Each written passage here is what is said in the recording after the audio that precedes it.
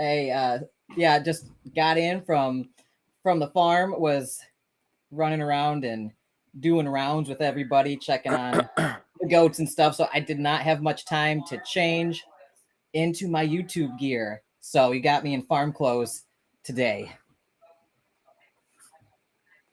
Winter farm clothes. Normally when I'm out there in Florida, it's shirtless all the time, but it's been chilly lately. All right, it has been. Here, hold on. I had this up on another channel. All right, there we go. How have you, I know you're in busy season with accounting right now. Yeah, it's gonna get pretty busy starting next Monday. So yeah, I won't be able to make all these. I'll try to make it when I can. But yeah, things are gonna start getting pretty crazy and wild really soon. Really Monday. So this is like my last week before the craziness. Yeah, do you want to let everybody know that you won't be around on the show for a couple weeks while you take care of that? Yeah, it'll be a little while. So but I'll try to pop in one way or another, maybe from my cell phone when I can. Yeah. But hey, YaBonks, you're enough. You're enough fun. So and Austin won't make it today, but he will be on the show next week. Okay. Yeah, I just saw the message from Austin. Cool. And yeah, if I'll hold it down, you know me, no big deal. I'll talk to myself on camera. Hopefully Austin will be joining us He will. Yeah. then as well. But I know how it is with busy season. My like I've told you before, 3 or 4 of my siblings, in-laws included, are CPAs, and busy season is nuts. Like they'll be in the office till late at night every night. So I Yes, feel you, sir. man. Yeah, it is what it is. Yeah. It is what it is. Well, it's been a pretty interesting week, Alex, despite the fact that it's been kind of a holiday week. It seems like something always happens with crypto, and this week was not short of that.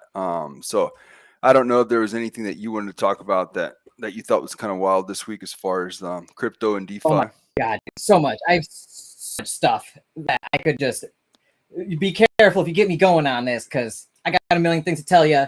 I caught up all week. I've got to gossip to you what's been happening. And I also want to hear about your Christmas and New Year. And for everybody watching, Merry Christmas, Happy New Year, Happy Hanukkah, Happy Kwanzaa, Happy Holidays, Happy All of it. Atheism, All of Happy it. Agnosticism, whatever. I hope you're having a Whatever. blessed week, a great time of year to start thinking of things anew. We've got New Year's in a day or two, so I hope you guys are all thinking about what's coming next year. What are you gonna do? What goals are you going after? How are you going to improve yourselves, your business, your family, whatever you're going after? How are you going to get it? So everybody watching, if you'd be so kind, let us know where you're watching from. This is something we've been trying to get an idea of where all of our viewers are that actively watch us. So in the chat, put where you're watching from today, and put your number one New Year resolution along with it. I want to see what everybody's working on for this coming year. So yeah, Enrique, how was your Christmas, and do you have any plans for New Year? Yeah, so our Christmas was really good. We were visiting family, so we were traveling, and it was really good. It was just a lot of fun. Got to see all my siblings, which is really great, and had a great time. And it's always good to get out of Austin. And for New Year's, I don't know. We're actually going to have a party here at the house, invite a number of people, and mostly families. But my son is just barely starting to get over the flu, and now my wife has it. So we don't Oh know. no. Exactly how yeah, so I think we're gonna have to change things because even if she wakes up feeling better tomorrow, she'll probably still be contagious. So yeah, we're having to change plans and pivot. So it'll be pretty chill Is tomorrow. it COVID or just a regular old flu? It's just the flu. My son went to the doctor and the doctor said it was just the flu. So That's good, at least. y- I guess. I mean, I guess, it's yeah. Flu's scary. I mean, heck, these days I think flu is even scarier than the strains of COVID we got flying around. Because with the newer strains of COVID, it's more contagious but less detrimental, apparently, right? But Mhm. with flu, you never know what you're gonna get if it's a new strain of something. How you're gonna react? It's winter time, so not as much sunshine going around. Um, I know you and your family are generally, very healthy folks. At We least I'm try to assuming be. from your lifestyle. We try to be. Yeah, I haven't Yeah. gotten the flu in 13 years, I think, and I haven't gotten COVID yet. So, go figure. Yeah, well, good for you, and Yeah. hope your wife and kid feel better soon. Thank Tell you. them they've got YaBonks' good wishes I will. coming at them. So All right. So, hey, we have our first question was a few minutes ago. It's from David. He would love to hear your thoughts on P79 changes. That's definitely an Alex question. yeah. So Sam reached out to me, and as you guys know, I have been working on my "Will I Buy After Dubai" video forever now. And apologies for the delay on it, but that was a 2-week period where I didn't have any income. I took that as, like, keep that in mind. So I went 2 weeks, and I run a nonprofit, and I'm just a normal dude, right? So coming back, I had to hustle. And I've been playing catch up ever since with sponsored videos, with the projects that meet my criteria and everything, to try to pay off those credit card bills and stay on top of everything. So I apologize, but again, my goal out here isn't to sell any project or push any financial referral links. So that's why, like, I have a more comfortable pace when it comes to releasing videos about that stuff, where other people might be, they might have referral links and things like that. I don't do that. So that video is coming though, and it's gonna have to change a bit with the new information that Sam told me about a couple days ago. About the same time he made that announcement, he sent me that new white paper to proofread before he published it. And as I was proofing it, I was obviously looking for, like, grammatical errors and making sure things made sense and everything. But the information was very eye-opening.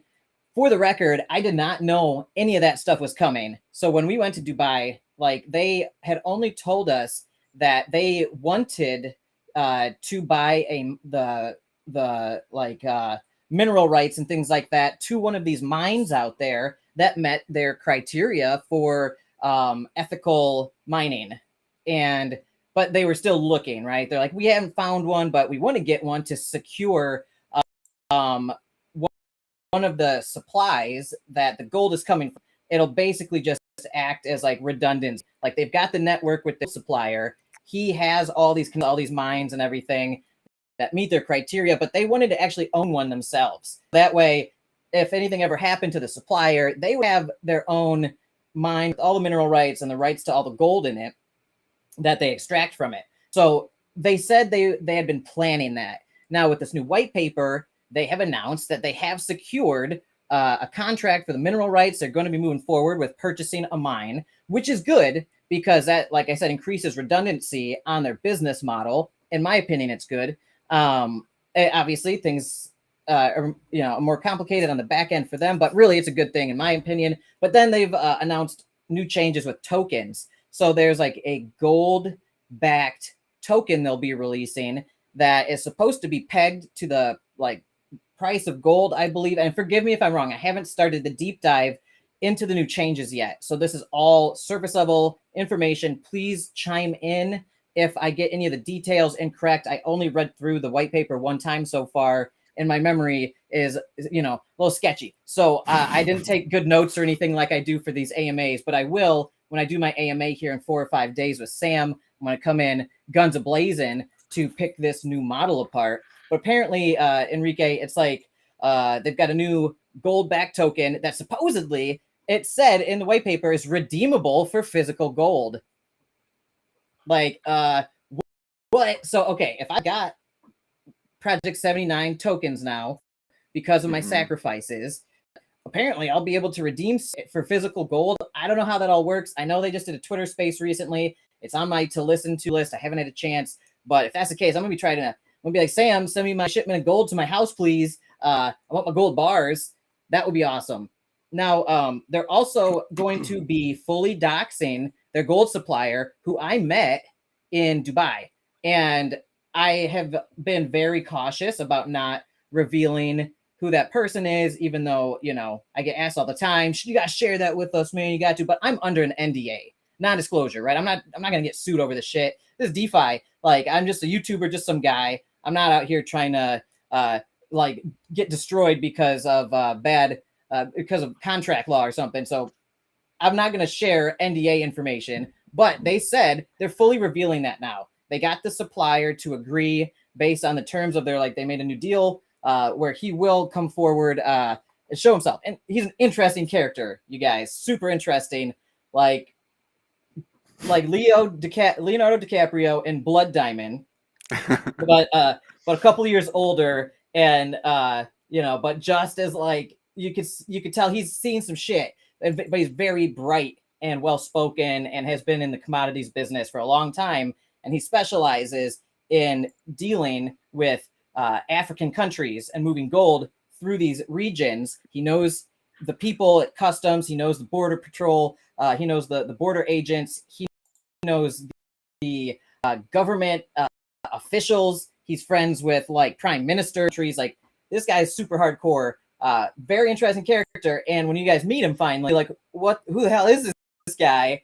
Got along great with him, but again, I have to be super cautious what I say. You guys know I have no filter, so making videos about that experience is risky for me because I talk a lot, right? And so it's good that he's coming out and everything. But this new model is interesting with the sacrifice period that's supposed to be, I think, opening now or in the next day or two. They're going to give a 20% bonus on top of whatever sacrifices are made. So, like, if you sacrifice like $1,000, you get like $1,200 towards your sacrificed amount. And then when that, I think, comes back and gets distributed as tokens. Now, I think they said the reason that they're going with the token route is because they finally figured out and finalized some of the regulatory things for where they're operating out of, with, like, the Swiss banking laws, with ocean money and everything. And in order for this to actually become a security, they will need to have a token. So this token is going to be fully, like, compliant in that regard. And obviously this is dependent on where you are from as a participant. And if this becomes an official investment vehicle, you got to know your local jurisdiction, and if it qualifies as an unregulated security, if where you're from. You guys do your own research on that stuff. I can't advise. I don't advise, and all of that. I'm not a financial advisor, but this should be compliant with, like, European Swiss banking laws, I believe, and allow hedge funds to actually invest large amounts into this business model, and then also allow retail participants to ease of access of crypto and DeFi. So that's what I know so far. There are some other details. I'm sure some of you know more about it than I do right now. Like I said, I got to deep dive into it over the next couple of days to prepare for this AMA. So I hope that explains a little bit about some of the changes that are coming. They're doing away with the sacrifice terminology. They don't like it. They're trying to go super legit with things. It's been a little overused. I feel like too many people are using the whole sacrifice terminology. Yeah, and it has a scammy connotation with, like, Richard Hart and, like, Brian Legend, Hex Pulse Chain, and you got Safuu and Safuu X Vulcan now. And that's another thing we should talk about is Safuu X turning into Vulcan, rebranding there. So yeah, getting away from the sacrifice term, I think, is a good idea. But in order to do it in a way that's not going to get everybody burnt, they've got to kind of walk some fine lines with regulatory stuff that they've been working on the back end with Ocean Money, their financial services project. That's their big goal. Like, that's their, like, big pie in the sky project is Ocean Money, because that allows all their other projects to operate in compliance with, like, legal protection and to do things totally above board with the crypto world, full transparency, protections, insurances, guarantees. They could start, like, using normal investor terminology. They're trying to go legit, and this is one of the steps towards that process, I believe. And although it does complicate things, adding a token in, right? I like Project 79 because of the simplicity. I just, like, here you go. Here's $500 or $1,000, and 4 to 7% back to do with every month, right? That was super simple to understand. Tokenomics, peg gold, this and that. It gets confusing. I'm gonna have to pick it apart to understand it myself. Well, also, I mean, isn't it kind of against the ethos of Bitcoin? I mean, the whole, like, gold piece, like actual gold, it's literally against a big part of the ethos of Bitcoin, right? Like the whole thing of Bitcoin is like it's so much better than real gold because you don't have to go out and destroy all these mountains, and do all of this, adventuring or kind of like exploring, whatever you want to call it. Then if you're lucky enough to find gold, right, you then have to refine it. Then you have to transport it, then you have to store it, then you have to secure it, So like the whole thing of Bitcoin is like, we're not going to do all that. All that's archaic. So it's just funny that they went that route when it's literally against the ethos of Bitcoin. So that's going to be interesting. I would actually I agree with most of what you said, but there's one point. I think gold and silver are right in line with the ethos of Bitcoin, but I think Bitcoin just does it so much better, right? So I think gold and silver are a lot aligned with Bitcoin in my libertarian ideologies as sound money that you can't print to oblivion. And I think Bitcoin solves a lot of the complications of dealing with gold as that sound money store of value. I think gold and silver will always be that store of value. It has been for thousands of years, and I think it will going forward. I actually am super bullish on both of those things. Although I think Bitcoin does the digital gold much. If I'm trying somebody 100 pounds of gold who's in Asia or something, that's going to cost me literally hundreds of thousands of dollars to transport it, insure it. Especially as I learned from Project 79, my trip in Dubai, it is very expensive to fly a box of gold from one country to another. And just the insurance alone on that flight is it's like $80,000 to $100,000. It's just insane. On the insurance on the flight. Yeah, so that's why I brought up transporting it as one of the issues, because it's just crazy. Like I saw the numbers years ago, and I just thought it was nuts. I was like, surely we can do better as a species than this, right? So yeah. So I think you're absolutely right. It does all that stuff way better. Mm-hmm. Yeah, we'll see. I mean, I think most of the stuff that I've seen and read is that as you start seeing the flow of wealth go kind of like from like boomers down to millennials and Gen Zers and all that, it seems like there's less of an interest in gold and silver, and what's the other one? Copper, bronze, whatever. So I think it's going to be very interesting to see over the next decades, actually, really after we're far gone, to see how our kids and our grandkids kind of do with that sort of thing, because it doesn't look good like after the boomer generation for commodities, and that's when I think you'll get a huge influx into crypto even more than now, as long as we don't step on our own feet with stuff like FTX and so on, because unfortunately still most people, anything that you read that's mainstream, they still like associate that with crypto and they don't see the difference between what happened with FTX and Bitcoin or Ethereum. And Ethereum's going to have its own issues with ever since they went to POS, but whatever. But yeah, I mean, it's going to be very interesting to see how that plays out, Alex. So yeah, it'll be interesting to see how things go for that token as well, for that project. It's gonna be fun. I love gold and silver, right? And for what they can do as a store of value and what they've been used for forever. And don't get me wrong, I don't just I'm like, oh, I love money, man, like Scrooge McDuck or whatever. But like, I love what you can do with money to have a good quality of life and help others, do whatever. Gold is like the money is like the energy of our society, right? You can store up that energy and then you can send it where it needs to go. And I think gold has always done a great job of that. Now, Bitcoin has maybe perfected that because Bitcoin is deflationary. There's only 21 million Bitcoin ever made, and they're getting lost all the time. People are dying with their seed phrases in their head, and that Bitcoin's gone forever. But there are risks involved.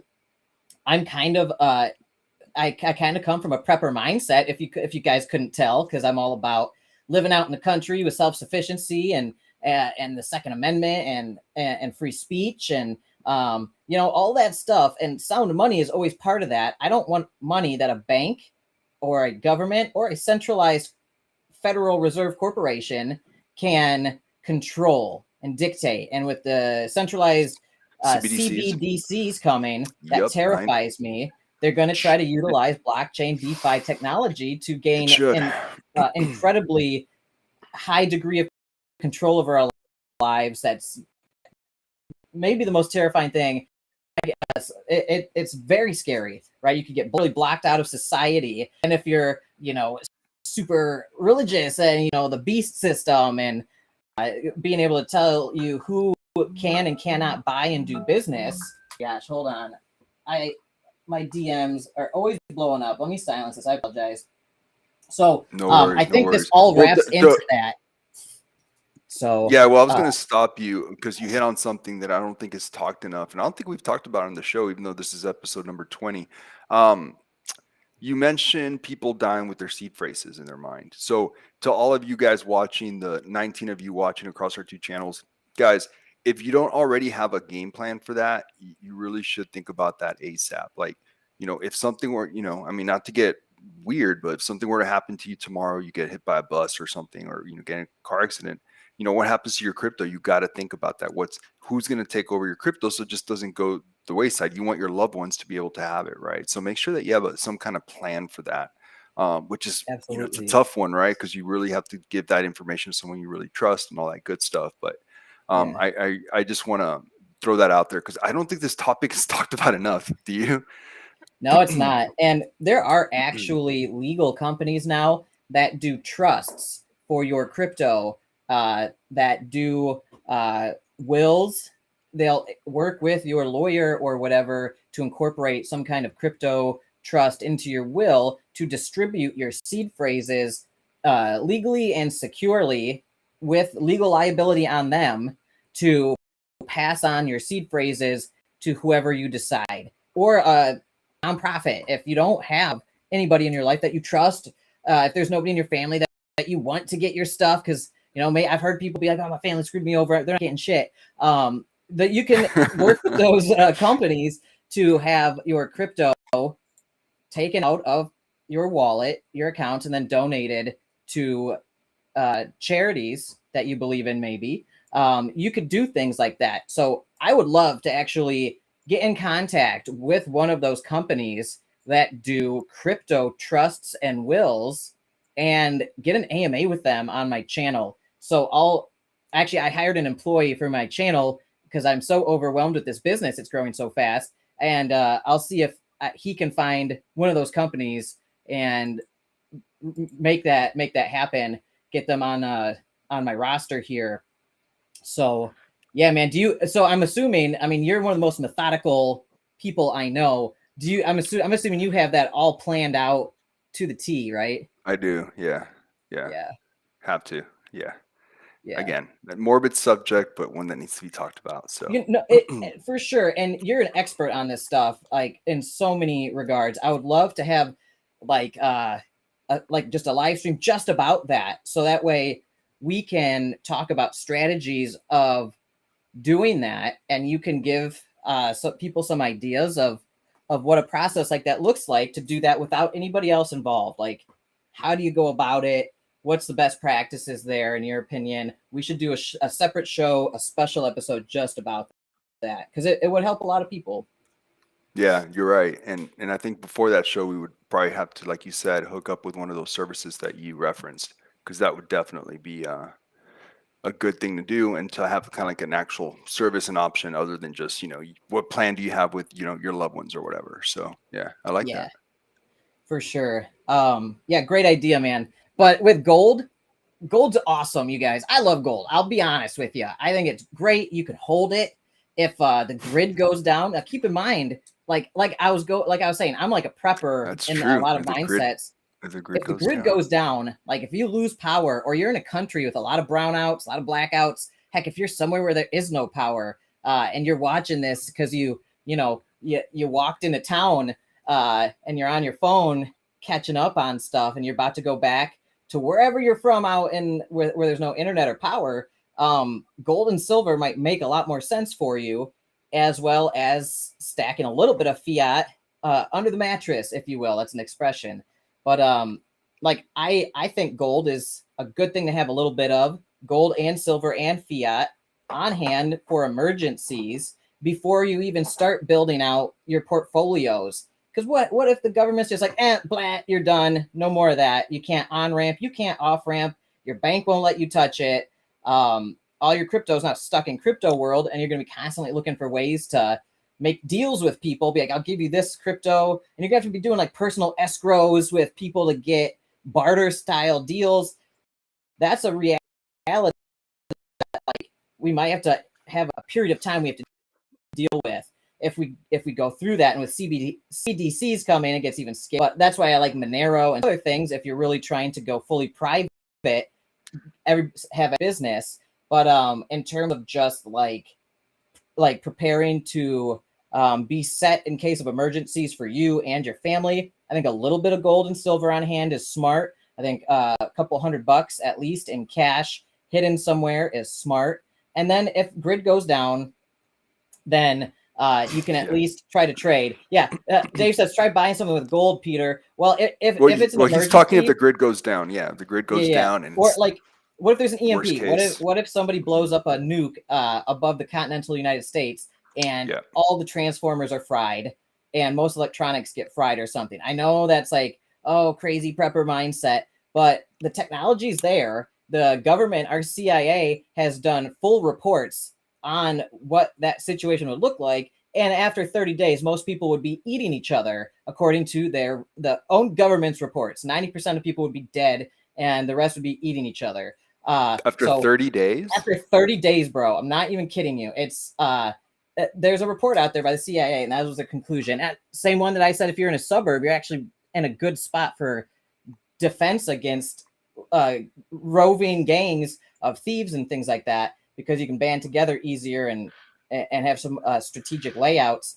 Makes sense. Rather than be way out in the country where no one can hear you scream. Although if you're in like I'm kind of close with my neighbors, they could hear me scream, and like we've got plans and guns and all that, right? So I've got a good setup out here, but no, we all know where to go. So if yes hits the fan. Our bullets, that's legal. Bullets are invaluable in those situations. Food, long-term food, coffee, cigarettes. Basically, it becomes prison barter system for commodities. So I think having a little bit of those things on hand is not the craziest thing in case of an emergency. And then like for long-term investments and speculation, I think stocks and crypto are great for that. And also for daily business, I think crypto is excellent as well. So that's Dave made what are my feelings on that. Dave made some funny comments, but don't eat my gators, Dave. Yeah. What getting to business is so right though. You want to hold it personally, right? Because if not, how are you going to get to it if it comes to that? Bro, I'm about to show y'all something real crazy. Are you right? Getting to business is also known as Coin Flipper on Discord. You probably talk to him more often than you think, but yeah, he's got a YouTube channel now. Go subscribe to him. And same with Serenity. He's been chirping in there. But like, I'm about to show you some real crazy stuff. I'm a crazy person. I got all sorts of gear that I wear sometimes. And in this watch is a gold coin. I custom made this. And that way I always have a little bit of gold on me. I also, did you take that to Dubai? No, I'm not gonna travel with that shit. Hell no. Okay. That's just I keep it on my person so I know where it's at when I'm at home. But this wedding ring, I gotta cover my eyes because it'll try to focus on my eyes. There's a piece of gold wrapped around it. Can you see that? Uh-huh. That's 24 karat gold. I bought a bullion little gold square or whatever, rectangle. And I literally just wrapped it and hammered it around my ring. And then it's worth probably like $50. I'm like, all right, I'm going to put $50 into some gold. I'm going to put it on my wedding ring. Then if I'm like, my car breaks down somewhere, heck, and this did come with me to Dubai too, this gold, because this is easy enough to transport without it being weird. And that's always on me. So worst case scenario, if I need a tank of gas, I could be like, look, bro, I got $50 worth of gold right here. I can wrap it. You're the Richard Hart of DeFi. You're the Richard Hart of DeFi. As I get more and more followers, you're going to find out I'm going to get more and more weird as time goes on. But no, I'm a total crazy person. Ask my wife. She thinks I'm nuts. But bless her heart and soul, she's a very patient woman. But I'm eccentric. I like feng shui. I like geomancy. I like crystals. I like gems. I like semi-precious stones, and I like precious metals. And I think they all have parts in our society, and they have for literally thousands of years. So I like ancient literature. Y'all might think I'm super nuts right now, and I am, but I read super old books, classics, and I read religious texts. And for some reason, there are a lot of things that pop up time and time again in all the societies across the world: gold, silver, semi-precious gems, things like that. And I don't know, I think they're a cool part of humanity in our existence, and I like to study those things. I got books on all sorts of minerals. I love going out and doing rock collecting. I know I got some people in my community that are really into that stuff. And like, I got this, one of my favorite stones. This is labradorite. And it has, I think a type of feldspar, and it's got some fantastic properties called labradorescence that no other stone in the world has.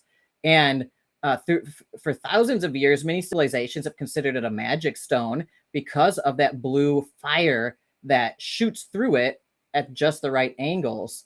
And that's just so cool to me. So take all that for what you will. But anyway, I think it's a good idea to have a little bit of gold and silver on you, as well as cash, and I see that as well as crypto. So that way you have different forms of liquidity as well as bartering and stores of value. If you get wiped out overnight and you're out in the middle of nowhere, I'll be super glad I got this little $50 piece of gold on me if I'm about to die and I need to make a deal with somebody, right? Yeah. Like, well, and you have all those gators that you could hunt for, and that could feed you for months. yeah, that's those gators, honestly. So that's messed up. You guys, I run an animal sanctuary, so you know, me and my wife will be out there hunting people probably and feeding them to the gators to keep them alive, and same with the pigs, right? So, and that's the beauty of roving gangs. It's like a food delivery service. So in a bar, in an end of day scenario. But yeah, so there you go. That's a joke, everybody. I'm not hunting people or feeding them to pigs. That's just part of the prepping plan. Oh yeah, the YouTube algorithm just love that.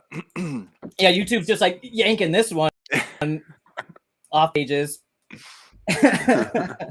And hey, I want to say thanks to everybody who's been subscribing to my YouTube channel. I appreciate you guys. Yes, I know a lot of you are here right now. Thank you. And for my Patreon and the Buy Me a Coffee page and everything, thank you guys so much. That support really helps me, my family, and the sanctuary. And also it gets you into the members only section of the Discord, where you'll find this guy, Enrique, posting his incredible TA setups and teaching everybody how he makes super good money just trading with just a few key principles. And you can go in there and debate him on his setups and his theories. Oh yeah, definitely debate me. People are in there debating him, and he defends his theses. And also we're doing members only giveaways. So if you guys remembered, on Christmas we did the 15-hour plus live stream with I don't know how many hundreds of people joined throughout that stream, but it was a lot. And the community raised over $3,000 organically during the live stream. This was not pre-planned. I did this on a whim. Over $3,000 given by dozens and dozens of people to then pass along as Christmas gifts, basically, to the other community members, just to be nice and do something good. It was very emotional and magical thing for me to be that like vessel to facilitate. And man, it was awesome. Now we're doing some of those giveaways over. So as you guys probably seen in my Discord, there were a bunch of scammers that gamed the system and tried to about 25% of the prizes were won by scammers that I rooted out. I pulled 2 all-nighters, spent the entire time when I was supposed to be sleeping for my 4 hours of sleep. I went through all their blockchain transactions and I connected them to each other. So I found 3 nebulae of like these like interconnected wallets that would flow the money for giveaways into one central wallet and off-ramp it. I'm like, okay, that's a scammer with multiple profiles. That's a scammer with multiple profiles. And I found they did cheat in the system and they have been disqualified. And you probably saw me calling them out in the public chat when they were saying, "Where's my money, man? Where's my money?" And I'm like, "You're disqualified." Banhammer gif, and it was very. I was very upset that people were trying to be Grinches and steal the Christmas donated presents for the community, and I literally didn't sleep for days trying to make sure I had proof that they did this. I had multiple people verify behind the scenes my findings. I mapped it all out, and they did cheat. So I did not send them the presents. I did not send them the giveaway prizes. Those will be reheld on New Year's Day, probably afternoon Eastern time, on the 1st or something. So keep a lookout. And it's going to be for members only this time. It's the only way I could figure out how to do these giveaways fairly. You got to be a member in the Discord, and I set up the barrier of entry to be as low as possible. So that way it's like $5 a month. Lowest price I could set it across all the different platforms, Patreon, YouTube, whatever.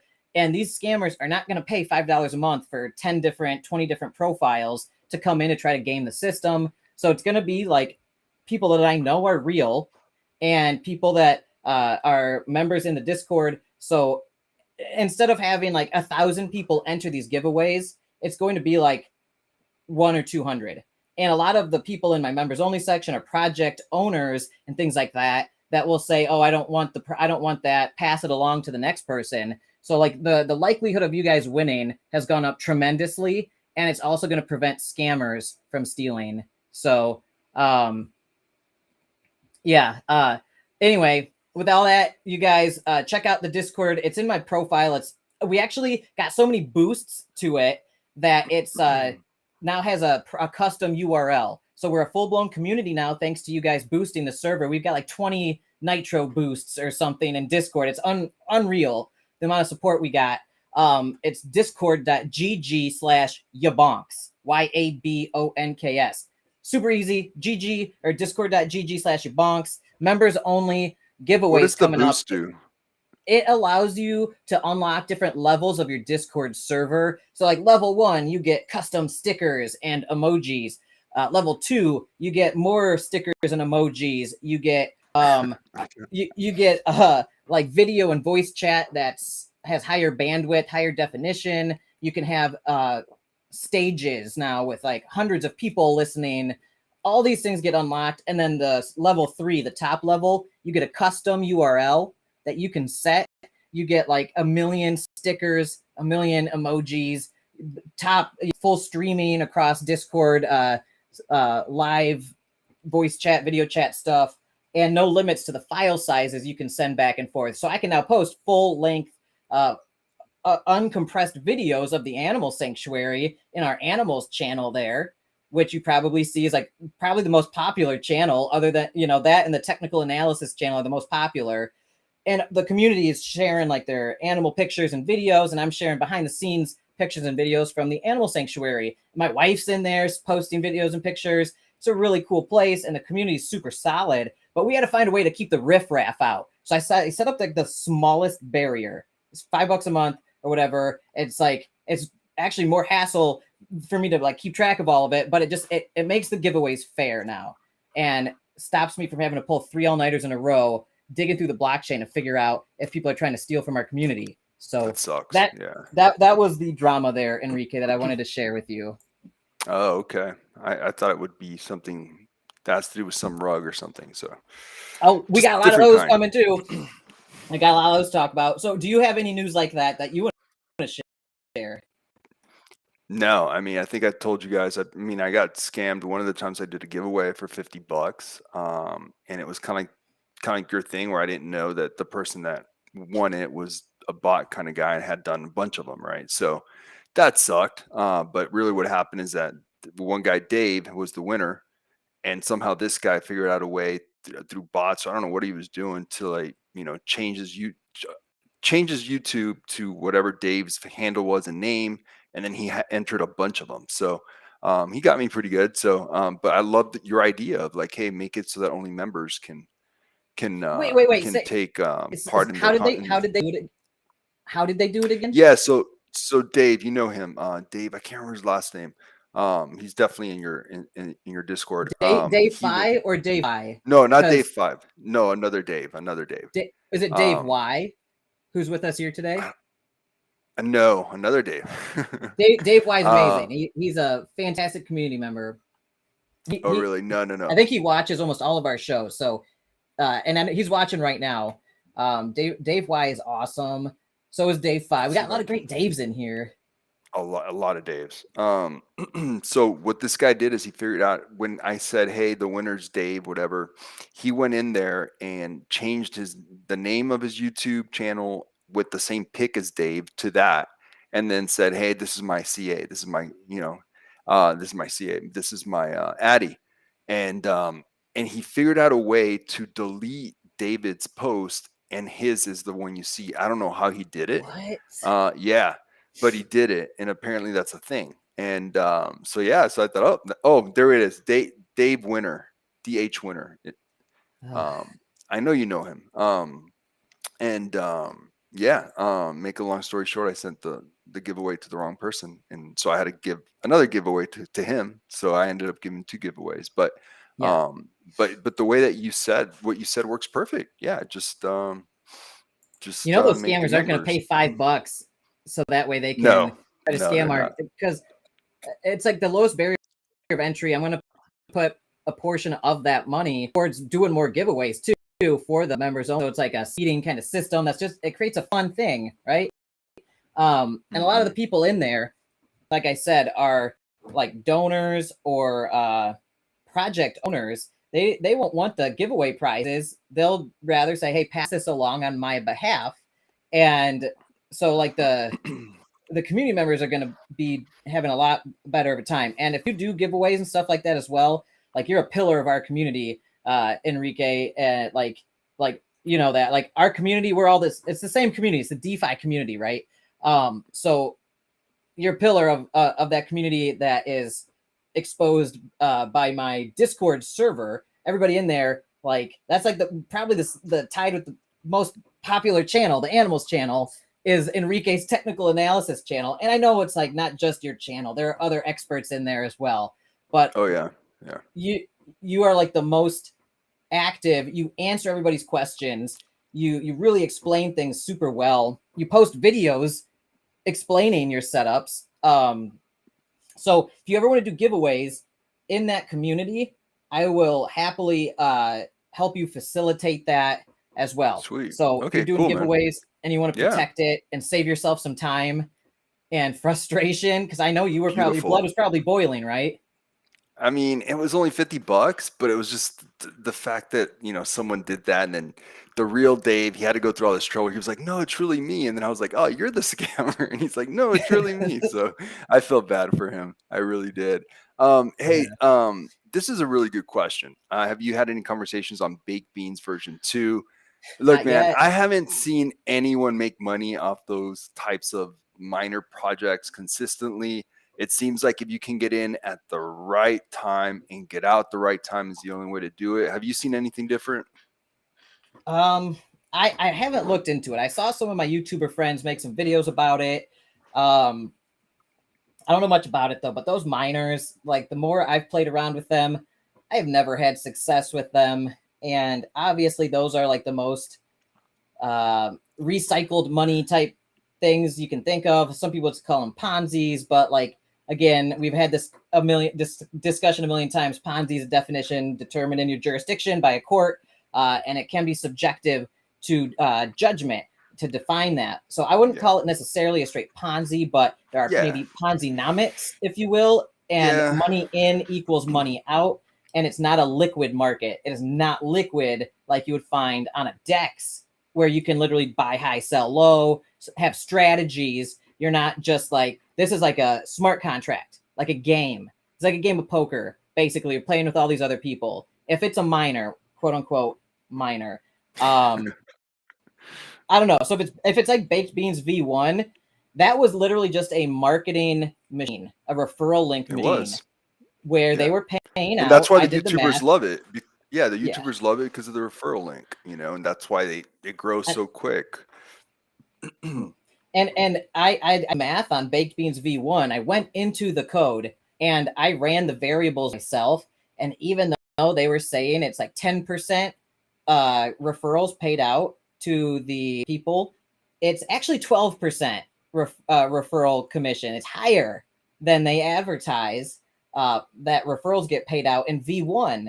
And I did the math, I calculated it, and I actually made a video way early on about a different miner that I figured out. That was I analyzed the code. I printed out the code of like 5 of the most popular miners, and I found in baked beans and the other ones, they must either they're bad at math and they don't realize how much they're actually paying out in referrals, or they know and they're deceptively marketing to make it seem more sustainable when really they're paying out like 12% instead of 10. But I don't know about baked beans V2. I don't know if any of this applies to it. It could be a completely different system. I don't know. You guys chime in if you My know mind about went somewhere else. My mind went somewhere else that they do know, but the system spits out the real value of it, and maybe they're diluting the treasury in ways that the holders don't know, and that's why you see the numbers not matching.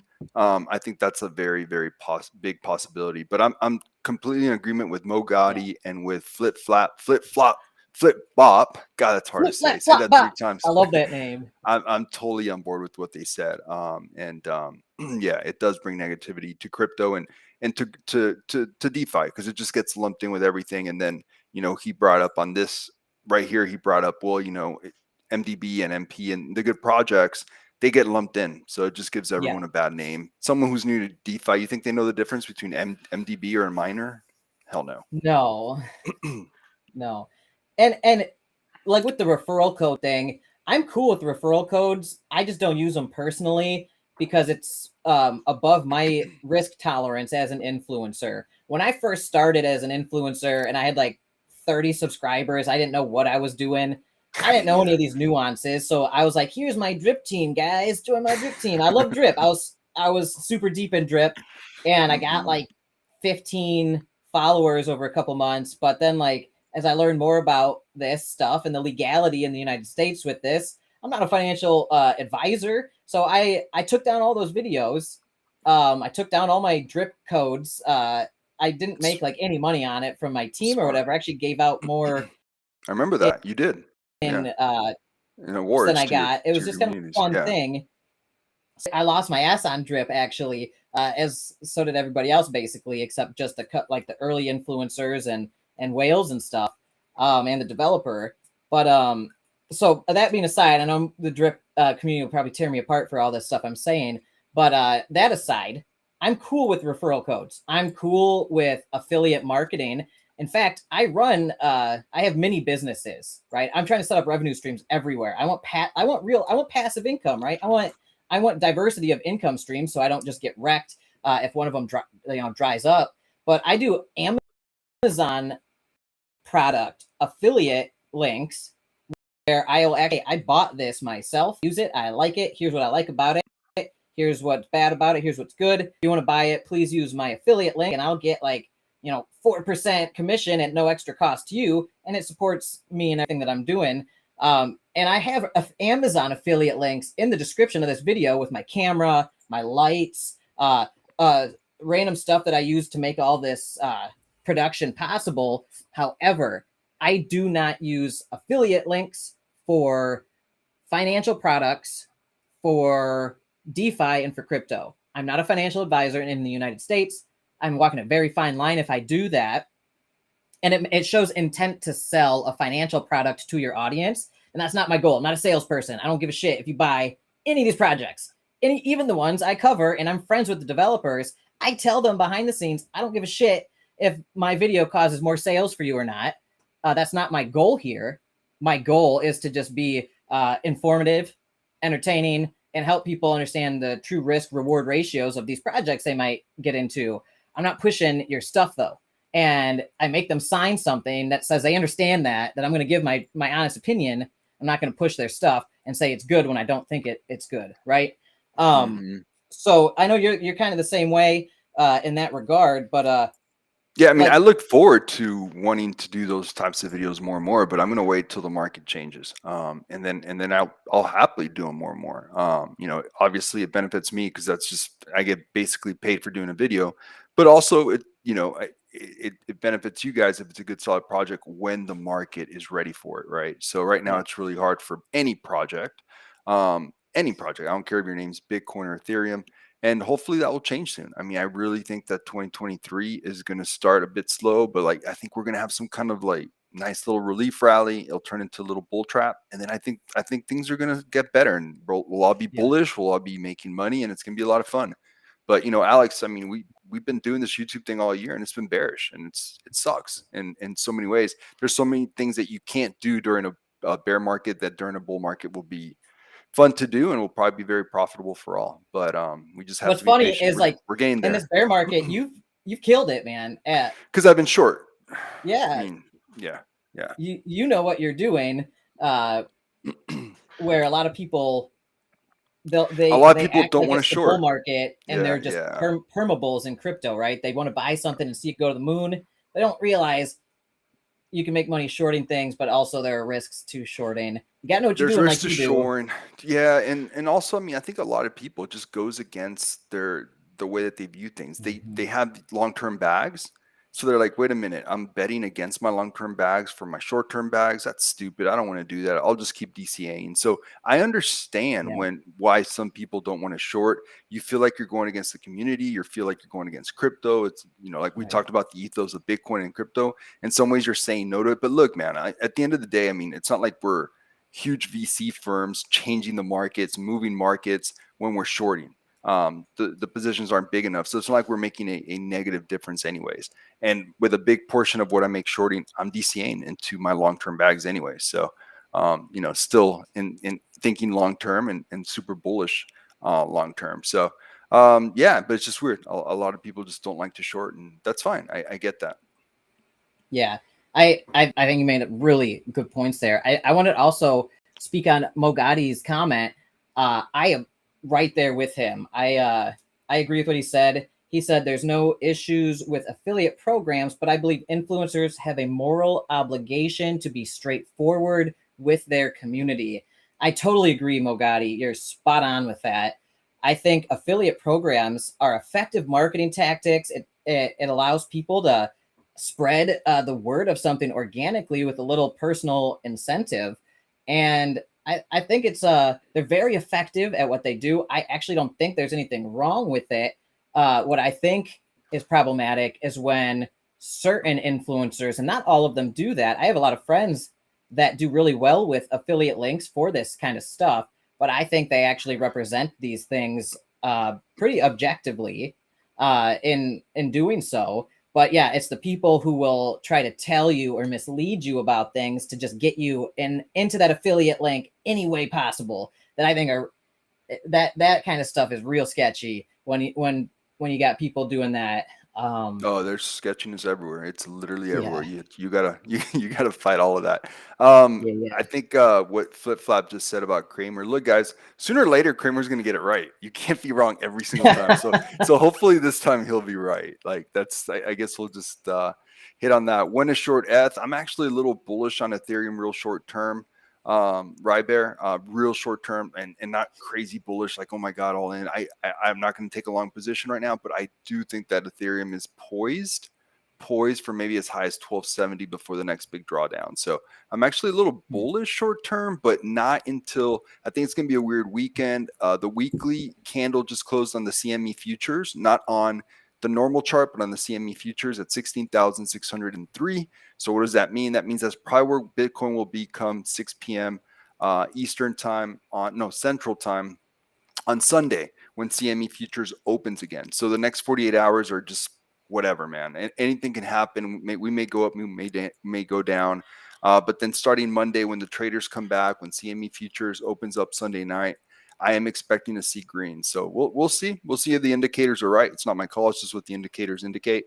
And we should have maybe some bullishness. But look, in a bear market, indicators can look a little bullish super short term, and it doesn't work out just because the trend is bearish. So it's hard to trust bullish indicators right now. So that's why I didn't take a long position, even though the indicators are stating to take a long position. So we'll see.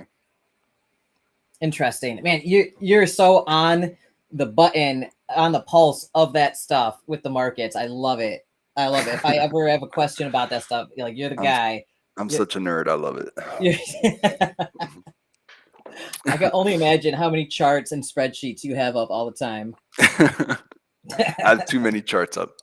Yeah, but once tax season really gets going, I really tune it down to the point where I just keep in touch just enough to know what's going on, and I trade very little during that time, very little, because you gotta be on top of it, like you said. What's up, Murtife and Godham? Man, the names are tough today.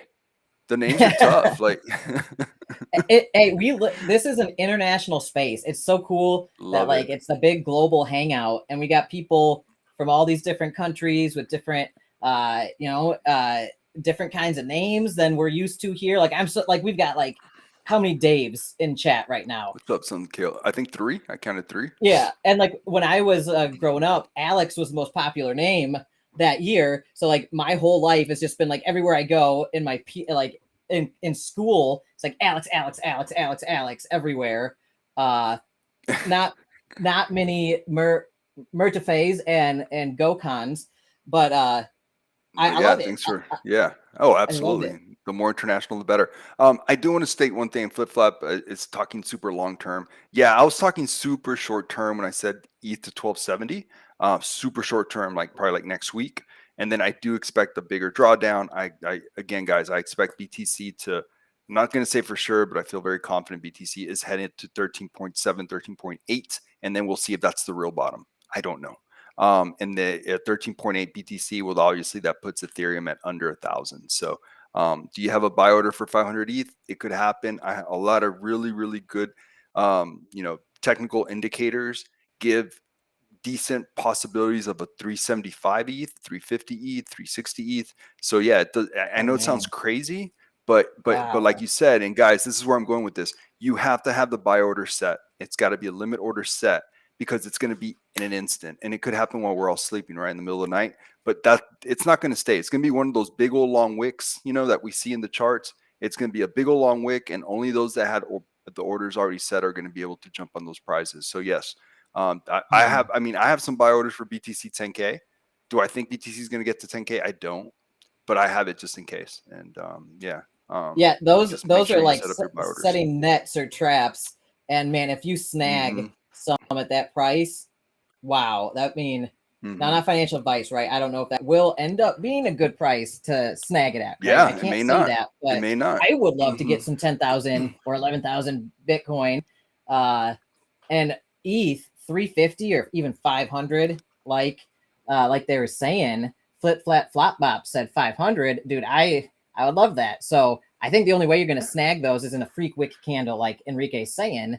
Most likely with buy orders already set. So set those traps ahead of time if you're looking for those prices on a freak black swan dip, because we'd have another V-shaped recovery type situation like we did in 2019, 2020, where it was 2020, but but that was because of the money printer going. There's no money printer right now on, so a V-shaped recovery looks rough, but we'll still get that crazy, that crazy wick. It just won't be like a V shape from like, what was it, 3K to like, before it was back to 13K and like nothing. It won't be anything like that. So it's gonna be interesting. There's another animal sanctuary that has reached out to me, and they're friends of mine. I'm friends with a lot of people in the animal rescue community. They have like a major surgery for an animal they just rescued named Ernie. And if you guys are interested in potentially donating to his medical costs for his surgery, let me know and I can point you in their direction. My wife is over here like telling me about it as we're talking. It's like, is there anything we can do?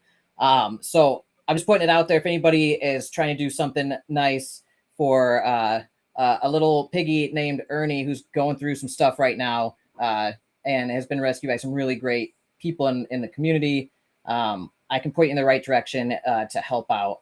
So I just want to throw that out there. Maybe I'll make a follow-up video later. Bless my wife, man. She's just she's nonstop with the animal sanctuary, animal rescue stuff, man. She's the kind of person who will pull over if there's a dog running across the road. She will pull over and she will chase that dog down and find its owner and get it back to safety, no matter how late it makes her to work. And she will just deal with the consequences. Like, she's just a top quality person. So blessed to That's be awesome. with somebody like that. That is very, very cool. How many hours will the broadcast go today? I can't do too many hours because then my wife and kids will not be happy. But we'll see how long we can make it go. I will just to talk I mean, Enrique's ear off to make sure he doesn't leave. As soon as I hear him trying to wrap things up, I will be. That's when you just start you start talking. So you guys, what do you guys think about this and that?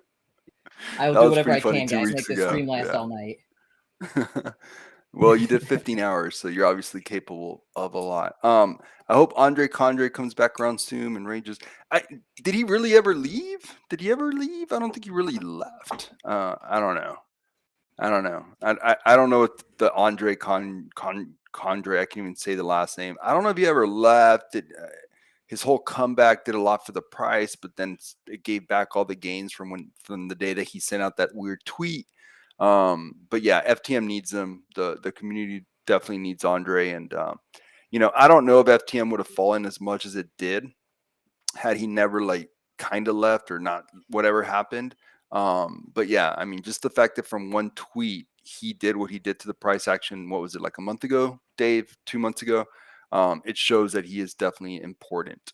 So yeah, FTM needs Andre, and it's getting a little hard out there for the L1s, right? You got so much competition now with Arbitrum and Optimus, and Aptos is not coming out, and Sui, and it's just another after another.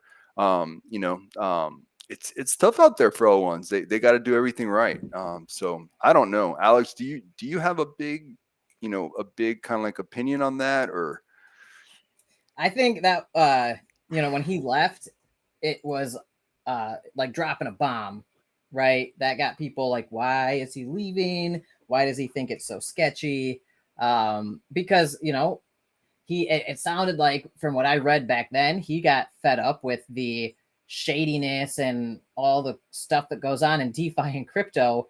And he's coming from the software engineering world, and kind of like a traditional kind of computer science guy, coder guy, kind of like me. I came from the traditional side of things like that. And then you come out here into DeFi, and it's like we're on the streets, bro. We're on the mean streets of DeFi, where you're in a shady back alley trying to do business together. And we're gonna have all sorts of characters coming around with hats and masks in the shadows, with trench coats on, trying to sell you this and that.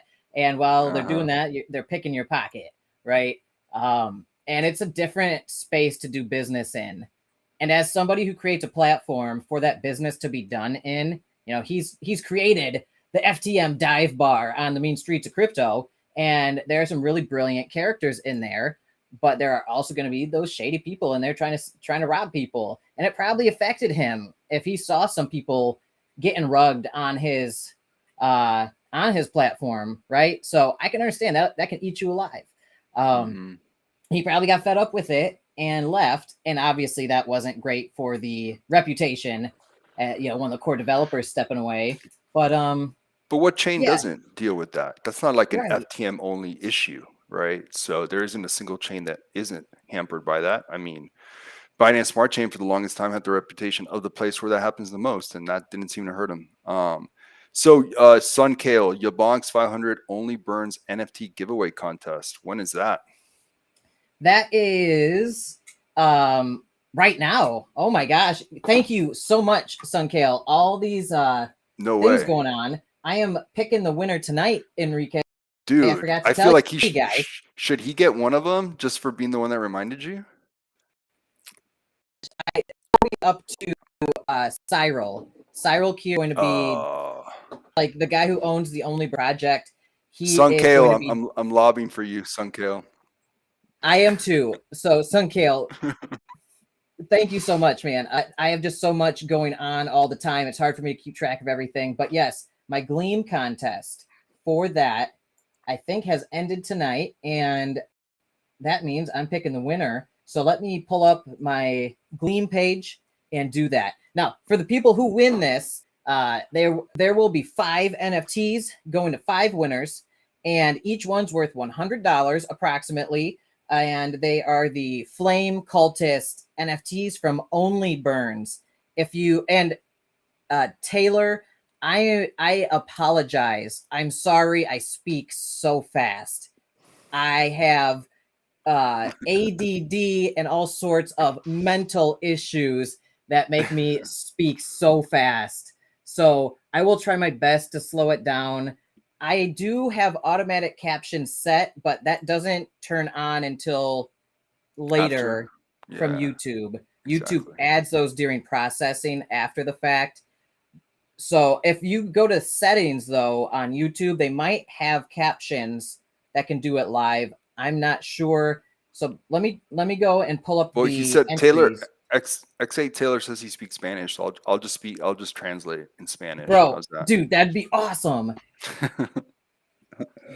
Please speak Spanish. For you speak Spanish. I'll pretend to know what you're saying. And I'll just say random things in English in response.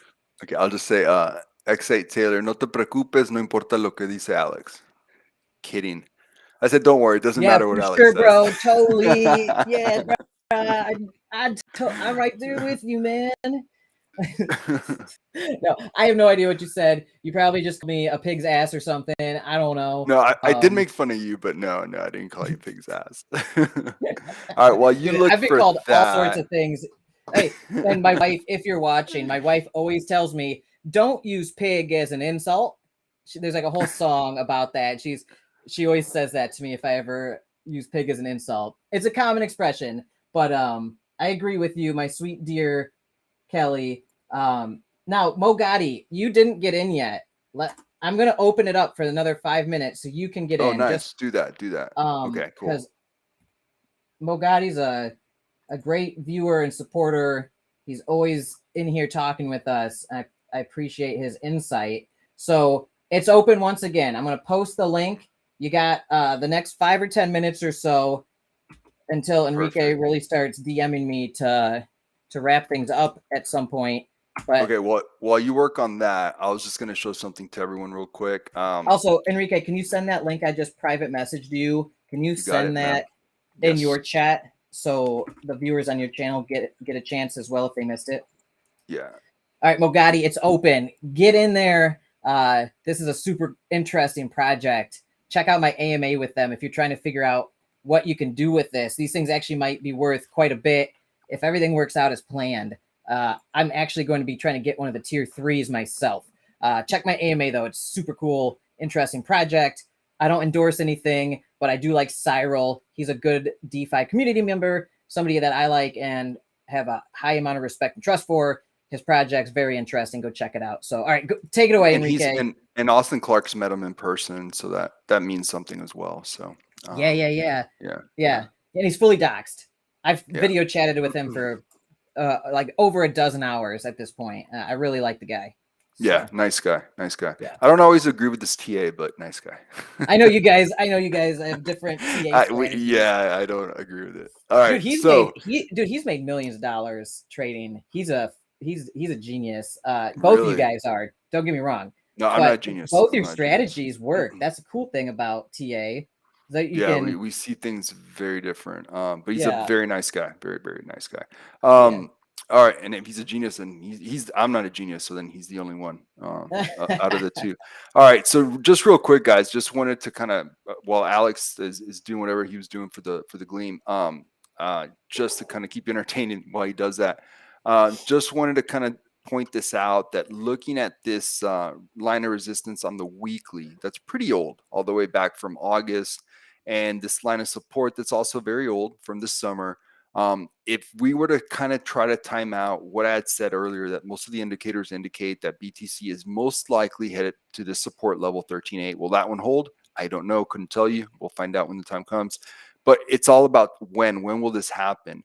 And it looks like if you kind of look at this descending wedge, the most likely scenario is going to happen sometime in late March or early April. That's kind of like what it's looking like.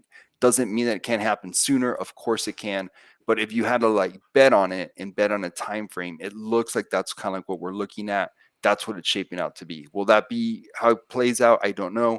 Will 13.8, 13.7 hold? I don't know. You would have to think that on 13.7, 13.8, whatever that is, there will be some kind of bounce. Everyone's going to be expecting this, I think. So usually when that happens, then two things happen, right? It becomes the most obvious trade ever. It happens like it's supposed to happen, and everyone goes, oh my God, I missed that 10%, 20% bounce. I'm so dumb.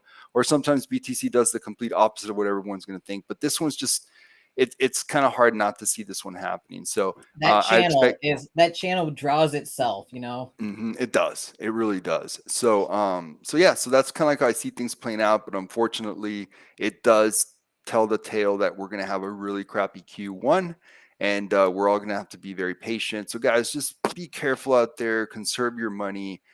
This bear market is gross, and the last part of a bear market usually tends to be the worst. That's where even more hope, money, and just faith is lost. So just be really careful with your money. Think twice before investing in any project, whether it's new or old, and just keep plenty of money on the sidelines because you will need it when these things happen. And don't forget, the money printer is not coming on now. It's not coming on anytime soon. We'll see what Jerome Powell from the Fed tells us in January, but I'm guessing that he's going to keep interest rates. He's going to stay really, really tight with that. And quantitative tightening is just really happening. They've only released about, I think, 2 or 3% of the Fed balance sheet. So the quantitative tightening issue is going to become more of an issue in 2023, probably Q1.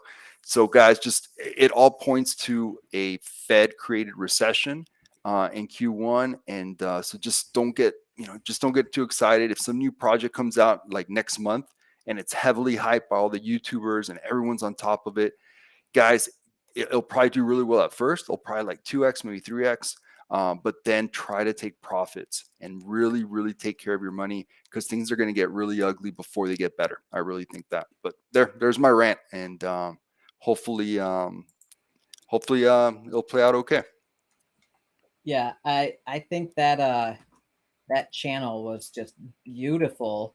And I agree. You never know if it's going to do the exact opposite. Bitcoin's funny like that. It is. And I think there are whales in the background manipulating some of that stuff on purpose because they can pump fake some people without market manipulation coming at them in terms of regulatory compliance. Like, this isn't a stock. They could do some crazy stuff with it. Do Kwon and his friend, they finally admitted, it was after the fact, but when Luna Classic had that crazy, let's see if I can find it, had that crazy pump. Like, it was insane. Here, hold on. I will find it because I want to show you guys this. They admitted that they did this for shits and giggles. Here, hold on. All right, so am I sharing my screen? Yeah. All right, so this here. I'll go to the daily. They did this, guys. Hold on. I'm almost there. This crazy wick right here that you see all that all the way up there. They did that for fun. Just like less than 5 guys did that for fun. So of course, retail jumped on it, and retail had a lot to do with that. But they kind of started that fiasco, and that's that's a big enough asset that it can be shorted, right? Because not everything can be. You can't short anything, right? It's not like we can go and short, I don't know, MDB, right? You can't. It's not big enough. So the fact that an asset this big was able to be manipulated like that just goes to show that just about any asset can be manipulated. The players are big enough, and we saw that with Alameda and with FTX, with Solana. This is probably one of the most, if you look at here, we'll just look at the weekly. I mean, the fact that this asset got all the way up to $260, $265, whatever this is here, let's see, 263. That was all market manipulation as well. DeFi kind of hit on that in your Discord today, Alex, when we were talking about, or maybe it was yesterday, we were talking about a few things. He was talking about market manipulation. This is probably the most, I think this is the worst of market manipulation is what happened with Solana. There's no way it should have been that high. We're now starting to find out that not only was the price action manipulated, but so was the data coming out of it, the TVL, the transactions, the number of transactions was like 90% made up, and only 10% of it was real. Are you kidding me? So we can't even trust that data now because apparently there's ways to like manipulate that data as well. So it makes it really hard to trust, right? Like what is really going on? And now we're starting to find out that maybe there was like some robust money laundering going on with Solana as well. Like the things that were going on with this asset that were, whether it's market manipulation or just shadiness, is crazy, Alex. And guys, like I reading more and more about this and all these different threads about Solana, I'm blown away by this. Like, it's no wonder why so many politicians are like all over crypto right now, because all these stories are really bad, and the money laundering part is really bad. Like, and who knows how much it goes, and whether, like, SBF was actually using that to money launder to politicians, to Ukraine. I mean, the list just goes on and on. I don't have any proof of that, but there's some where there's smoke, there's fire, right? So it doesn't look good. It doesn't look good at all. Yeah, dude, I agree. And Dave made some really great points about like BlackRock really getting hard into crypto the past like couple of years. And having huge stakes in it. And then also he's under the impression that they have AI trading bots that are manipulating some of this stuff as well. And I think that goes for any hedge fund, any large trading company or bank or whatever. Like on the stock market, they've got these crazy trading bots that they try to get as close to the exchange, so that way the latency between their trades is as low as possible. It's a wild place to trade, and it's a lot of times like 90% of the volume is probably bots trading against themselves. And retail, a lot of times, especially people who don't know what's happening, get wrecked. That's why I like Enrique. You set up like you have a whole like hypothesis for each trade, and you have your TA, and then you also usually have some fundamental and tokenomic reason for why you've picked such like that trade. And like you can tell the amount of time you put into this stuff, thinking these things through, right? Yeah, but you know what the crazy thing is, when I really, really break down like my easiest trades and most profitable trades of the year, they weren't TA based. They weren't. They were fundamental / narrative / some crazy weird story based. My easiest trade of the year and one of the most profitable, it really was one of the easiest, was Serum. That was that exchange, that DEX in Solana that apparently I think word got out pretty quick that basically it was going bye-bye, and that a lot of what was happening with it was manipulated. A lot of the devs were unhappy. I can't even remember the rest of the story, but it was like, okay. And it still has like a market cap of like, I think it had like a market cap of like 1.7 billion or just something insane. It turned out to be Sam's tokens. It was all inflated. It was all BS. It was all, it was literally just air. And it had like a 1.7 or 2.3, or I can't remember, guys, billion market cap. So I didn't even care what the TA said. It was like, and you can short this? Really? Okay. That was it. That was like the easiest. And I remember I posted that one on your Discord several times. I was like, okay, I'm just short it now, short it again. Like, and it was like, so a lot of people I think are afraid to make certain trades because they're like, well, I'm not a TA person. But guys, I mean, if you guys are watching us right now, you guys know crypto. You guys know what's going on in crypto. You guys are the real ones. You guys should be able to kill it just based off what you know. When certain stories like that pop up, those are the easiest trades. Like the TA trades are the harder ones. Those were the easy ones. So, the same thing happened with FTM. When was the best time to short FTM this summer? When they came out with that news that was super bullish, that it's going to have a deflationary aspect to it. It was supposed to just make the price action go crazy. What happened when the news came up? Big old red candle. So I was like, okay, short, right? So it was like, I don't care what the TA says, just short it. Like clearly that's you DM me, you're like, I got a slam dunk right here, and I'm like, oh snap. Like, yeah, and you were right, dude. It went from like $20 or I forget what it was, like 4 or something. It was like 2. No, and you're thinking of Solana. No, this was FTM. Like it went from like $2 or at the time I can't remember what it went to. Yeah, I'm thinking Solana. You're right. Yeah, you're thinking Solana. Yeah. But that was like the same trade. That was the same trade. You could have shorted either of those. When Solana broke 20, that was like, okay. But now that one was probably more TA based, that when it broke 20. But yeah, I mean, so looking back, the easiest trades were just based on narrative and what's happening in the space. And all you guys watching, you guys know what's going on in the space. Like none of this is, you guys aren't the ones that just come back when it's the bullish, the bullish run is halfway over, right? And it's almost too late to make, you guys aren't that crowd. So everyone watching, all 23 of you watching right now, you should be able to kill it. And when the bull market happens, then it'll be easy to kill it very easily. Yeah, This we is got tough the people watching are the real deal right now. Yeah, absolutely. Yeah.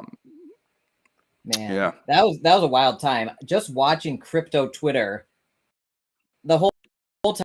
Like, I maybe call me skittish trading because I've burnt so much on my hypotheses, aka doing a good trade, getting over, and then chasing candles immediately afterwards and squandering my gains. Unlike you, who's very disciplined, seasoned trader. But when I was watching crypto Twitter, what's that? Oh, I squandered gains too. I mean, I try to make it as little as possible, but yeah, it definitely happens. Yeah. Well, I do real crazy stuff, like straight up, like gambler to the max, like get my dopamine flowing, and I'm just like, I'm all in on the dumbest thing because I think this candle's about to pop for no reason, just because I'm overconfident. Anyway, with that being said, crypto Twitter at that time, FTX was going down, bro. The whole time I'm sitting here watching the sentiment in crypto Twitter, everybody's fudding this thing to the ground. It was looking worse and worse as information came out. That was like almost a no-brainer trade that I didn't take, right? Like, shame on me for, like, I should have put everything else I was doing on pause, probably, like projects I was making videos about. I should have put that on pause and just been like, all right, Alex, time to get some trades, because this is like the easiest one I've seen in so long that I was like so sure of, like, that this thing's going down, right? Same with something like Solana's going down $20. Like, this thing's going to $10. It went to like $4. I should have took that trade. Whoops. But yeah, it went down to 7. Dry powder it went on down hand to is important 780. too. Yeah, I didn't have dry powder like allocated for that. I should have, like, I would have had to sell something that my wife would have been mad at me for later. You know what I mean? I should have had that ready to go. Yeah. You know? Are you still in the doghouse for that MDB NFT? No, I think I think she's forgotten. I think we're good. So I have 2 of those NFTs. I don't check on them. Are we up on them? Are we down? What's going on? As last time I checked, I was up on those. They've been printing the entire time, and I think the claim period, but they're printing for this less, month's rewards for those NFTs are right now. Like, here, I'm gonna check mine. My because my Fire Club NFT has over 1,700 MDB waiting to be claimed as of in 5 hours. In 5 hours, I'm about 1,700 MDB, and the amount that it prints every month, it depends on volume and all that. But they've done pretty well, and they seem to hold their value when I check the floor price. So really? Again, I don't know what's going to happen with any project, so take everything with a grain of salt. But that one's been doing decent for me, and it's held its value. So in my books of my record keeping, when I calculate at the end of every week where I'm sitting value wise, if I were to liquidate everything, I am up on that NFT, especially if I were to sell it. I'm up still quite a bit. So that one was a good one. My wife is happy about that one. Okay, cool. That's good. That's good. Yeah. So Paul Gall asks, is CC a good guy for crypto space? Jesus, I hope so, because if it turns out that he's not, we're screwed. I hope so. I mean, I think, look, and I think I've talked about this in the past, but if he did, cut some corners and do some things that are not up to board when they were first getting going and growing like crazy and growing like wildfire, then so be it. So if there's some things that were done in the past that were, not the best, so be it. But hopefully he is good for the space. He's doing all the right things, and we need this because BNB is now too large to fail. I mean, it really is to that point, and we've had enough FUD, and it will absolutely crush crypto if they turn out to be a fraud. So Paul, I hope he's a good guy. I don't know though. We'll see. I hope so too. Part of me thinks, he's deep state plant between some of these. Don't get me started on my conspiracy theories. And if I'm incorrect, CZ, my DMs are always open. But I don't know. I think anybody who's like so big in public and has so much power at some point is involved in some way. But CZ, I don't know. He's an interesting character. So only time will tell, I guess, with him. He seems like he might be some kind of like for the people type character who's trying to do things right, transparently. He does seem to advocate for transparency, proof of reserves, all that stuff. So we'll see. Hopefully he turns out to be a good guy in the end. We need it. I feel the same way about Vitalik. And I'm kind of pissed off at him right now, man. I would be in such better shape with my Solana shorts if he didn't send out that tweet. Did you see what that tweet did yesterday? A freaking tweet. Here, I'll show you. I did not. Well, here you're showing your thing, but yeah. So the competition has officially ended now. For those watching, I pushed it back to 7:30 p.m. Eastern time, so the last 100 of you or so could get in. We got over 3,000 entries on this one. Now I am going to go check out the back end real quick on this. Let me real quick hide my screen because I don't want to dox anybody, and it'll show like people's email addresses and things like that. I don't want to do that to anybody. Let me just check. All right, I'm going to click the winners tab in Gleam.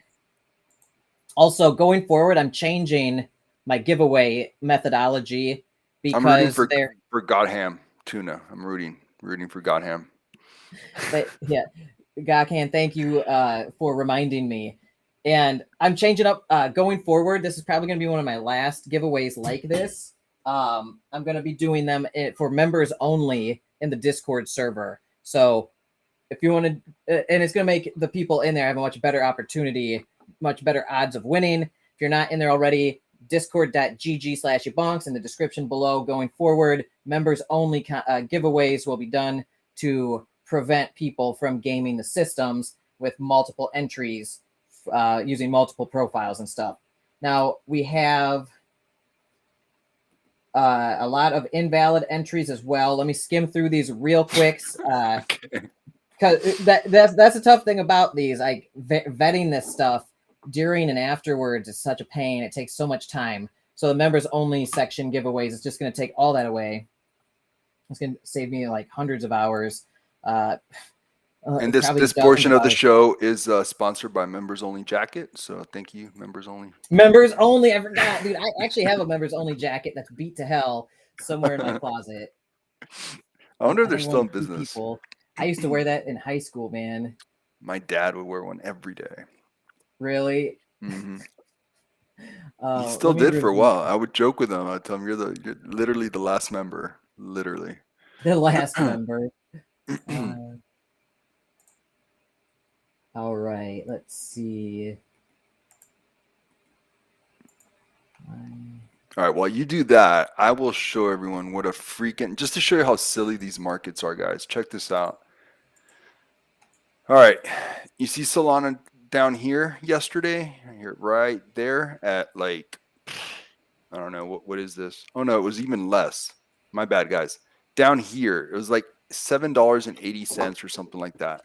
Vitalik sends this tweet where he basically says that, I don't know, the devs may have gotten a bad deal and that he's hoping that they do well. And somehow, that causes the Solana action to do this all the way up to $10.80. So insane. That literally is like almost like 45% run up. And literally like it took like 10 minutes just because of a Vitalik tweet. And he's not even like, part of the Solana Foundation or anything. So yeah, that was crazy. And that just goes to show just how silly these markets can be. All right. Do I have to post this Gleam thing, Alex? Can you just put on the bottom of the screen that verifying winners, so that way people who are tuning in to see if they got picked, Gotcha. they'll know that I'm currently tabulating and I'm looking through. So just put verifying winners.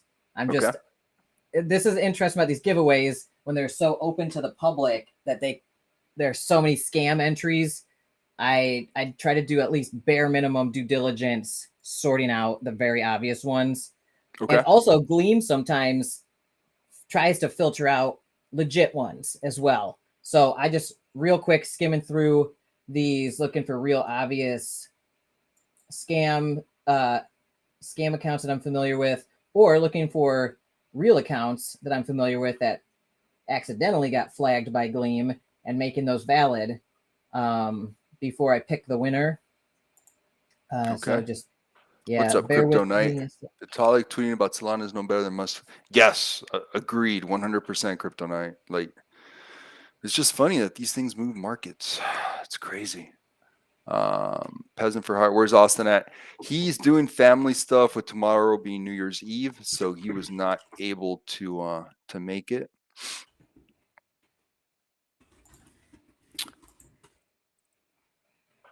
Oh, I see what you're saying now, Alex.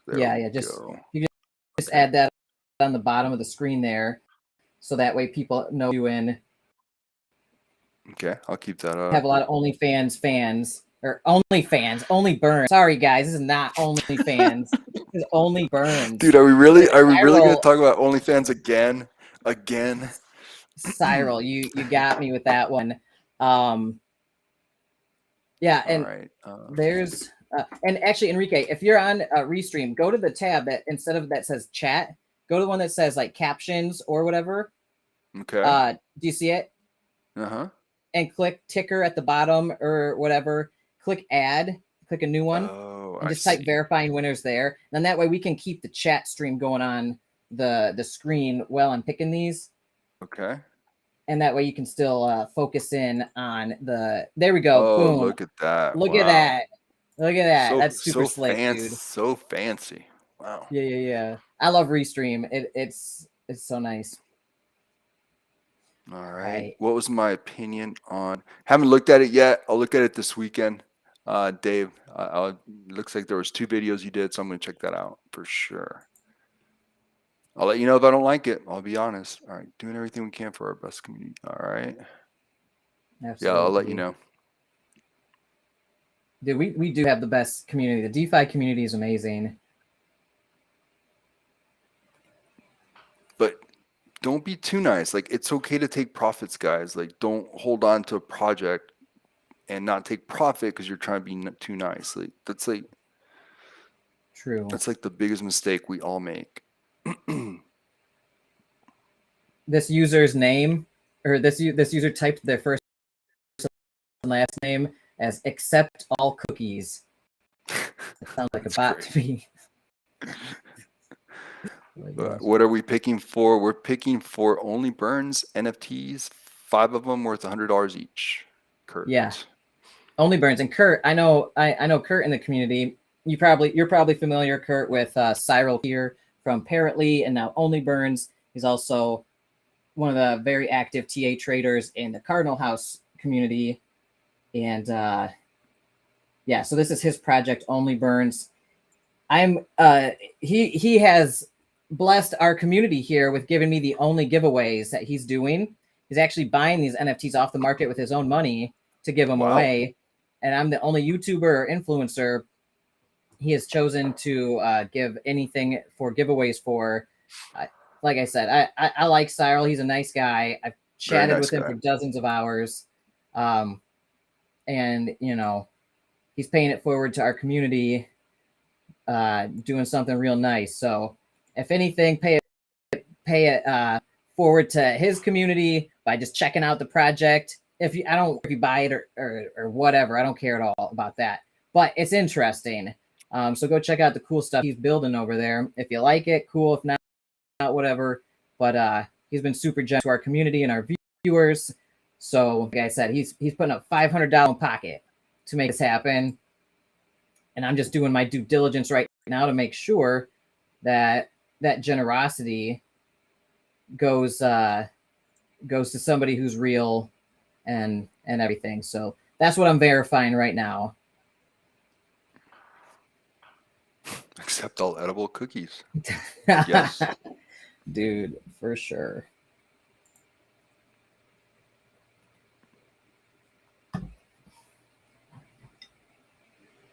What do we have to do to enter?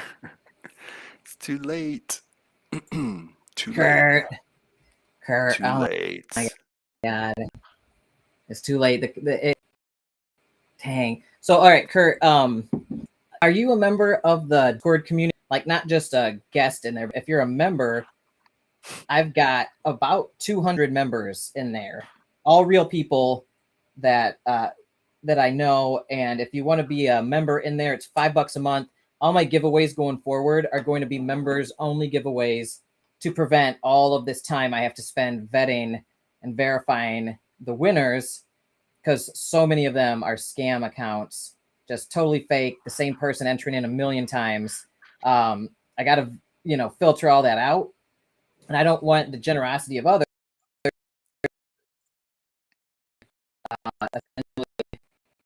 Somebody trying to cheat the system. This stuff is more our community of real people like you and everything. Ryber, I haven't picked the winners yet. I'm still verifying. I'm on page 24. Just give me one. I'm scamming these, I'm scanning these as quick as I can for scammers and making sure there's like all these different profiles people have with the exact same IP address and stuff like that. Not great. If it were up to me, I would just pick 5 people that are watching right now, but it's not up to me. Just saying, guys. Well, Taylor, I'm trying. Enrique, will you say something? Alex nunca va a poder hablar despacito. Nunca. There we go. That you'll never be able to speak Spanish. What have you said? Them's fighting words, bro. Ever. That's fighting words. Man, it's a shame Nate's not here. He put in your Discord that he's at dinner because this token that he likes a lot went up 50% today. It's crazy. Oh wow. Yeah, you and him are big on Arbitrum. Yeah. He knows Arbitrum really, really well. Verifying winners, guys. We're getting there. We're getting there. I'm on page. You see, 29. Kurt agrees with me. Just pick the people that are here. So going forward, I will. Just but saying. I already. I already set up the rules for this contest, so I have to honor the rules of the contest for the people who entered. I do go through and I verify the invalid actions tagged by Gleam. I look and I check if they really are invalid, and if they're not, I validate them. So like, if one of you guys in here was accidentally marked invalid Gleam, I make it valid, basically. So I'm going through and making sure nobody that I know for sure is real got flagged as not real. Give me one sec. Because I know a lot of you are watching with VPNs and things like that. So I want to make sure that's not, I just want to make sure you guys all get the same chance to win. And then going forward, Kurt, check out the Discord server, because in a day or two on New Year's, I've got probably $1,000 already pledged for giveaways. Especially redoing some of the giveaways that were won by scammers that have been now disqualified. Those giveaways are going to be redone on New Year's Day, probably Eastern time on, I'm thinking January 1st. Everyone will be nice and hungover, and I'll be dropping crypto on their hungover heads. There you go. Paul's question: top crypto picks for 2023. That would be this guy, Enrique. I think Ethereum's just like the easiest, safest play. We know Ethereum's never going to go to zero, most likely. We know it has a ton of upside. It's not going to be deflationary. it's going to be a lot more fun to use Ethereum because of the fact that the CK rollups are going to be able to make it less expensive and faster. So I think the easiest, safest play, and that might give you maybe like a 15x is during the next bull run is Ethereum. I just think that's like the safest one. So that's kind of like one of my top ones just because it's safe and you should still get plenty of great return on it. Say Ethereum gets under 1K. And if you look at past bull runs, Ethereum usually 3x's from the previous bull run. Last bull run, it got up to 5K, so that would give it a 15K. But now add the fact that it's now deflationary post the merge. I like Ethereum a lot, and I just like the safety of it. So that's kind of like my favorite pick. And then, just you can get risky as you want. I was really big on the whole narrative of the play to earn and the metaverse games, but it's just not playing out so far. And maybe when things get bullish, those tokens and those narratives will take off, but it's just not happening right now. So I think those have the biggest upside, but I just think they're really, really risky, and I still think they're going to get crushed. I was looking at the sand chart earlier today, and I mean, that chart could go down to like 10 to 13 cents, no problem. It really could. I'm not saying it will, but it could. So yeah, you really have to be careful with those. So yeah, my favorite pick is probably just Ethereum. So many of these, the amount of scam accounts is absurd, really. Is that there's that many? That's crazy. Crocs in the house. It's absurd, man. Yeah, and I like all of Dave's picks right here. Okay, I do know a little bit about Secret, just because it seems to be hyped up a bit on Twitter. But yeah, that one probably has crazy upside, just crazy risk. But yeah, crazy upside. I'll tell you why I don't like Atom, or I don't love Atom, Dave, or Cosmos, Atom, whatever. It's basically like infinite as far as its supply. You can't really cap it. It's basically infinite. It's kind of like Doge almost. So I don't like it because of that. It's just gonna have this inflationary pressure to it forever, just the way farm tokens do. So that's why Atom's not one of my favorite picks, but I like everything you said. Link, I mean, speaks for itself. Matic obviously has a ton of upside, especially if it gets down even further. As this bear market gets worse, I think Matic may have a bigger return than, say, like an Ethereum, just a little more risky. But Matic is becoming less and less risky every single day. Everything they're doing, everything they're building. One of the biggest projects from Solana just moved to Polygon, and you're going to start seeing more of that.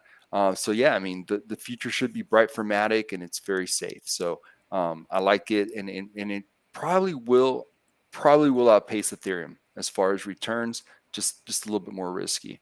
And Link is Link. I mean, it had a very nice run that last bull market. So let's just see what Link does. Let's see if this next bull market it has a better all-time high than the previous one. Because a lot of those older coins, with some of them, you start seeing that after a couple bull runs, they start regressing. So Link will be one to keep an eye on. But yeah, I like, FTM, can't go wrong with that. BTC, BNB, absolutely. And Kyoto, yeah, I think Kyoto's. Let's see if they deliver. I hope they do. Day 5 I hope also they likes, do too. Yeah, Matic, yeah. So it seems like everyone seems. Will Olympus rise again? Ha ha ha. I doubt it. I don't know. Gala, good bet for 2023. I think Gala is just going to be very, very risky. But yeah, they seem to be a lot more than just a game. It's like they're a studio. They're also getting into music. They have a huge following, and they seem to do things very well as far as marketing. They've done a lot of marketing on Crypto Banter, which has all the subs. So yeah, probably a good call with Gala. Again, I heard their token. I can't remember. I think their tokenomics suck. Here, let me see. Let me see something about their real quick. Yeah, same thing, right? So their fully diluted market cap is, wow, it's gone down a lot. It's like $500 million, and then the market cap's only like 114 million. So that still tells you that they only have in circulation about 30% of the token. So that's still going to put a lot of sell pressure on Gala. The fact that there's still so many tokens that haven't been released into the circulation. So keep an eye on that. But yeah, Gala should be fine. if those narratives play out, and it'll probably be one of the big winners of it. So yeah, Gala's one to definitely keep your eye on. Metaverse. Okay, so Decentraland, that's is that Mana? Yeah, right. Decentraland's Mana. I know Alex, you're busy, but yeah, Decentraland is Mana. I'm Okay. half listening. I'm Okay. crushing through these pages of entries real quick. Okay, so Mana is kind of like sand. Only Mana has better tokenomics as far as like, not tokenomics, but the circulating supply is a lot higher percentage of total supply than sand. So I would like Mana over sand because of that. And oh, by the way, guys, sand, I've done a couple videos on this. Sand has a huge token unlock on February 14th. Their circulating supply in 1 day is going to go up by 33%. That's huge. However, everyone knows this. So the closer you get to that date, everyone's going to know this, or everyone's going to be shorting it. So expect a short squeeze at some point. But this would not be a bad time to open up a short on sand, which I talked about plenty on my show. What else? What else? Let's see. Arbitrum, yeah. DeFi. I'm super bullish on Arbitrum. I can't be bullish enough. I'm probably too bullish on Arbitrum. If there's a good choice, also like Matt. Okay, yeah. I mean, ADA is just an interesting one. I mean, ADA is like, it just doesn't seem to give the returns that everyone expects it to do. I don't know. I really don't know why. I've never really been big into ADA or against it. But its circulating supply is now 77% of total supply. So you have to like that. So maybe they've released a lot of tokens in the last 12 to 24 months, and maybe that's why they didn't perform as well as it would like. But man, they have an amazing community. The Cardano community is awesome. When I was at Consensus here in Austin, I went to their party, and I got to see Charles Hawkinson's whatever. And yeah, they have a great community. They're very loyal. They're strong, and they're not going anywhere. And unlike Solana, they take their times, they don't cut corners, and they do things right. So yeah, next bull run, ADA will probably do very, very well. I'm just curious to see if ADA does better than it did last bull run, which I think was like $3 or something like that. So yeah, I mean, it's at 24 cents right now. So that's already like an 8x just on that. Yeah, $3 was its peak. So yeah, that's an 8x right there. But I said earlier, I think Ethereum could do a 15x, especially if you get it around 1K. So, but yeah, if things keep dropping, Cardano will probably be in the teens, and there now you're looking at, even if it just gets the previous all-time high, you're looking at a pretty nice return there. So yeah, and it's safe, it's not going anywhere. So yeah, you gotta like ADA. Gosh, you're on page 50 now, Alex. I'm on page 65. Okay. I'm close. I'm close. I think that's it. I think I covered them all. A metaverse meetup, yeah. I mean, Lady Boss, they have so many metaverse meetups all the time. I know I've seen them announced on Twitter. They have so many, and they usually pick really cool spots. They had one in San Diego. They had one in Vegas. I saw one in New York this summer. But I do think that like the hype has died down so much with the whole metaverse thing that I'd wonder how well attended it would be right now.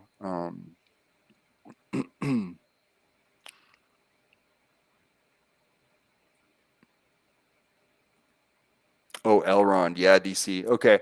So yeah, EGLD. Elrond's an interesting one. They just had their conference last month. I talked about on the channel where, leading up to the conference, the price action was really good. And then I talked about in great detail, right, DC, that after the conference, you got to figure it was going to go down. And I think it was around $56 or something like that right after the conference. And let's see where it is now. I'm going to guess it's much lower than that. Oh, yeah. And they changed their name to Multiverse X, which I thought was interesting. Wow, it's had a good day. Jesus. It's at $33. So yeah, it's dropped significantly post-conference, like it does with all of them. Their circuit and supply DCs at 76%. You got to like that.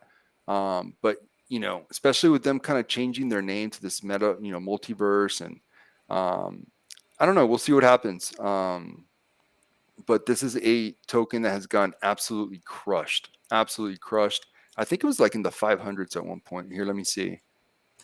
470 from what I see here in CoinMarketCap. I'm not on TradingView. So DC, wow, you're getting this at what, 95% discount? amazing. Yeah. And they market really well. They're known pretty well. They have different revenue streams.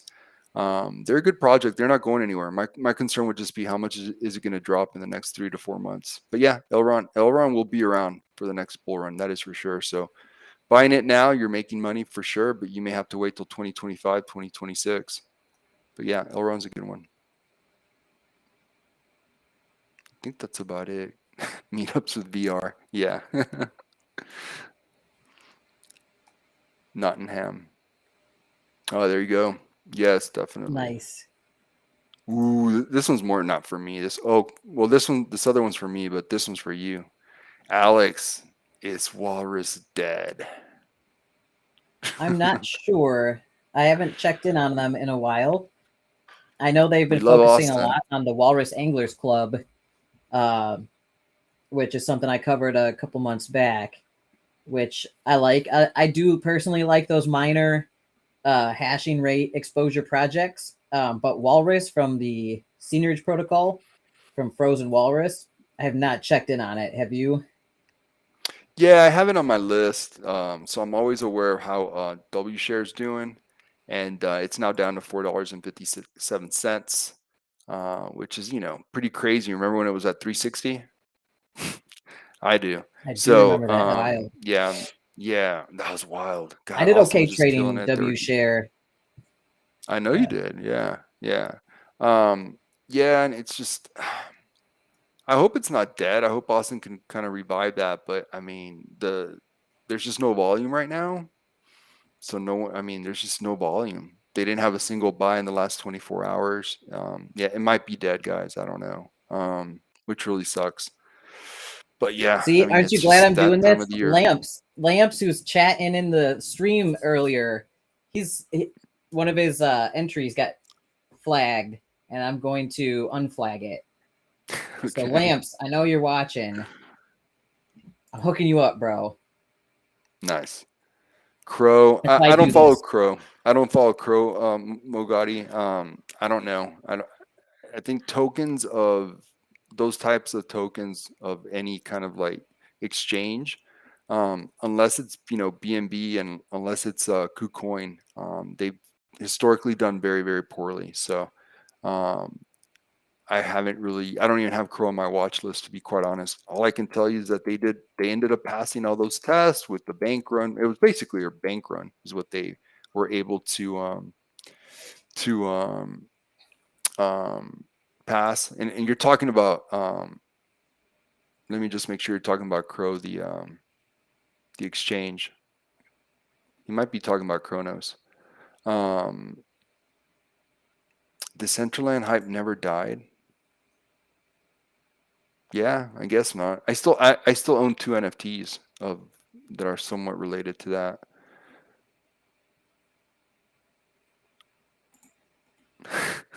What happened to the shirtless guy?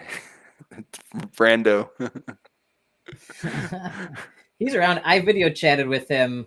He told me. I was on 2 nights ago. Yeah. He's doing good. He's focusing lately on his real world business more. Some stuff happened with his business, so he's taking a pause from trading and focusing on that. Is he? Okay. Walrus isn't dead. It's just not what it was originally advertised as. Well, what was it? Oh, are you referring to like? Yeah. Okay. So, this is probably more for Alex, but I don't think it's a coincidence, Rybear, that the top for Walrus or W share was pretty much around the same time that they started the narwhal stuff. And I just feel like when you start doing that, you have too many different things going on with one. This really hurt DGen Finance back in the day when they had this and this and this and all this. You just start diluting the ecosystem and the different tokens. And I think that was part of the problem. That's when things kind of went down, was when they started that whole narwhal thing. And we saw it time and time again. I already gave the example, DGen Finance. With Great Finance, they started adding more to it. It was almost like too much. and it just kind of dilutes. It's one of my little concerns with MDB every time that they're like, oh, we're going to start this now. Now we have this. It's like, well, aren't you diluting from MDB the token? So I don't know. I may not be the best guy to talk about that. I know I'm not the best guy to talk about, but that's just kind of like my 2 cents on it. Hold on, there's more. It's not just the volume. Walrus put out one token, then put out another. Yeah, okay, so that's what I'm talking about. Yeah. Then there was talk about BTC token. I didn't even know that. Yeah, pivoted too much. Yeah. Louise, if you're watching, I got you, bro. I see that it flagged you and it shouldn't have. You're in it. Okay, what do we think about Constellation DAG? This is more of an Austin Clark question. He's big into this. To them, I don't know. I've heard experts in the field say that it's a poor man's H bar, and that DAG has just been marketed really well. That's what I heard. Like the experts of those types of niche tokens say. So I'm not as bullish on DAG as Austin is, but honestly, I'm not the guy to ask because I haven't really looked into it that deeply. But when I think of DAG, I think about those comments. But DAG has a very strong marketing team, and when the bull run comes, it's going to crush it. I bet you it's gotten crushed the last couple months, would be my guess. Let's look. Do you guys remember when I got a chance to interview Ben Jorgensen from DAG with me, Jesse Eckel, James Pelt, and Austin? Oh, I need to watch that. There's a Twitter space. So I was invited to a Twitter space to ask him questions. And I was asking him like engineering ethics questions about what, having their layer 0 plugged in to all the other blockchain layer 1s like Ethereum and every other blockchain basically can plug into it. And it's going to have a copy of all those blockchains updated almost in real time, stored in their backend, allowing anybody to easily access and do data science stuff on all that data all in one spot very quickly and cheaply. So I was like, do you ever worry, you're making all these deals with the American government, and we don't know like all the exact details of those partnerships. Are you concerned like the government's going to be using all that data of all the blockchains consolidated in one spot that's very quickly easy to process because of their edges, the network topology of their graph, and like the edges of the data points. Anyway, it's discrete mathematics. I won't get into it too deep. You can Google it, but I'm like, aren't you concerned that like all that data in one place? Because he was talking about Ray Kurzweil right there, and that's why I put this book out since then, Enrique, The Age of Spiritual Machines. I saw you doing that. Yeah. So that's out there because he was bringing up. He's like, we're big fans of Ray Kurzweil over at Google, and I was like, I heard that, I was like, oh hell nah, and I'm like, these all to plug our brains into these machines once AI. Uh-oh, do we lose him? Oh god, as soon as I start talking. You're back. No. You're back. Can you hear me? Uh-oh, we may have lost him again. All right. Hey, Austin, what's up? Yeah, we had a lot of questions about Walrus. The big question was, is Walrus dead? And we were talking about that. Let's see. MDB recognized that. Yeah. Okay. So kind of like, yeah. Okay. And then, oh, Alex, I think you're back. Brando seemed to have disappeared with the death of Graven Walrus. I mean, Brando was in like all the DeFi projects. It seemed like he was in most of the Tomb forks. He's really good at playing, just basically trading those kinds of assets. He did really well. And I'm sure when DeFi gets hot again, you'll see more of him. I'm guessing because he plays that game well. Happy New Year's to you, Austin. Yeah, we were talking about Norwal. Alex, Austin always comes on the show right after we finish talking about. Yo, Austin, it's probably because somebody in his community is like, they're talking about you right now, bro. Yeah. Yeah, we were just talking about it. I don't really know. I've not been following Frozen Walrus too closely the past few weeks, so I don't know. Yeah, we took a look at your chart, Alex. We were talking about it. We noticed the lack of volume, and we're just kind of taking a look at that, and we're kind of reminiscing about when you hit 360 back this summer. So yeah, man, that's what you missed. As far as like the conversation about DAG, I did want to add one more thing. We talked about it on the show. Austin, I remember it was like months ago, like maybe like August or September or July or something like that. And I said I would wait. I wouldn't touch it right now. I would wait. There was some issues with the circulating supply. It was very low at the time. It's now up to 34%. So maybe it's gone up because I think at the time it was like in the teens. But let's just say we had that conversation back in August. It's gone down considerably since then. And like I said, these types of assets are going to get hit pretty hard. Something like DAG, especially when you see that only 34% of the supply is in circulation. So, this will run hard come the next bull run. I was looking at its like all-time high. It's 40 cents. So it's, I mean, it actually can, it's dropped 90%, but as we know with some of these smaller projects, that unfortunately, that may not be enough. It could drop another 50% and wouldn't be weird at all. So that would probably do really well come the next bull market. The problem is when to buy into it. And I don't have the answer for that. Will BNB survive? It better. We talked about this earlier, Dorn. It better survive because we need it. Just as a whole, if BNB goes down, it's just going to absolutely crush the whole crypto space. And it will just make it that much further away that we are from a real bull run, and it's going to hurt in so many different ways. It's going to hurt trust. It might facilitate for more regulation eventually, which more regulation means bigger money coming in. But yeah, I think BNB will survive, but I think it's more hope that it survives, because if it doesn't, then we are all pretty much screwed. If you look at the BNB chart, it's the weirdest chart of them all. It really is. It's trading at like 200 something here. What is it? 245. But yet if it drops under, I have it memorized. I've seen it so many times. If it drops under like 209, the next big level support's not till like 180, I think. And if it drops there, the next decent level support, it's like crazy. Like that's really real support that you can count on. It's like $48. Insane. For an asset that big, there should be more structure in a chart. There should be more different tier levels of support as you go up or down, but it's not. It went straight up and it's never gone straight down. It's never gone down. So there's no structure. So yeah, if you see it below 209, careful, because it's now going down to like 165 to 183, if I remember correctly. And then after that, it's like, yeah, there was like some, rinky dinky scrubby support somewhere down the road, but the real support's not till $48. So, which is weird. Yes, Fliniki, you're right. He's awful. Oh, hold on. We'll get to you right now, Austin.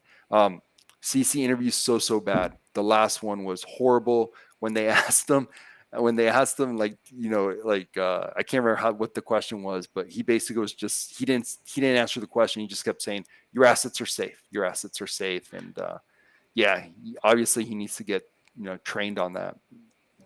But, that's probably not his thing. All right. Walrus isn't dead. No worries. Ha ha ha.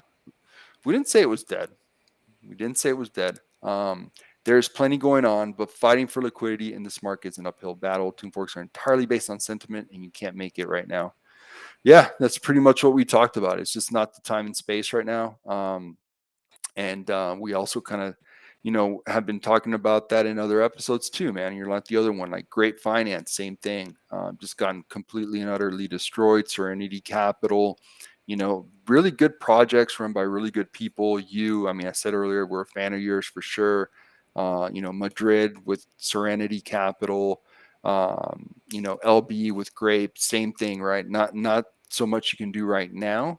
And then us as, investors and holders, all we can do is do the best to protect our capital till the time is right. We are remodeling all our tokens, and the big focus for now is Glacier. Okay, yeah, Owen was telling me about that. I just saw you all live on YouTube. Ha ha ha. No one told me no worries. Wow. Dude, he always has like this inner sense that he's being talked about. It's insane. I think he's just got a good network that's tapped into everything. He said he didn't. He said no one told him.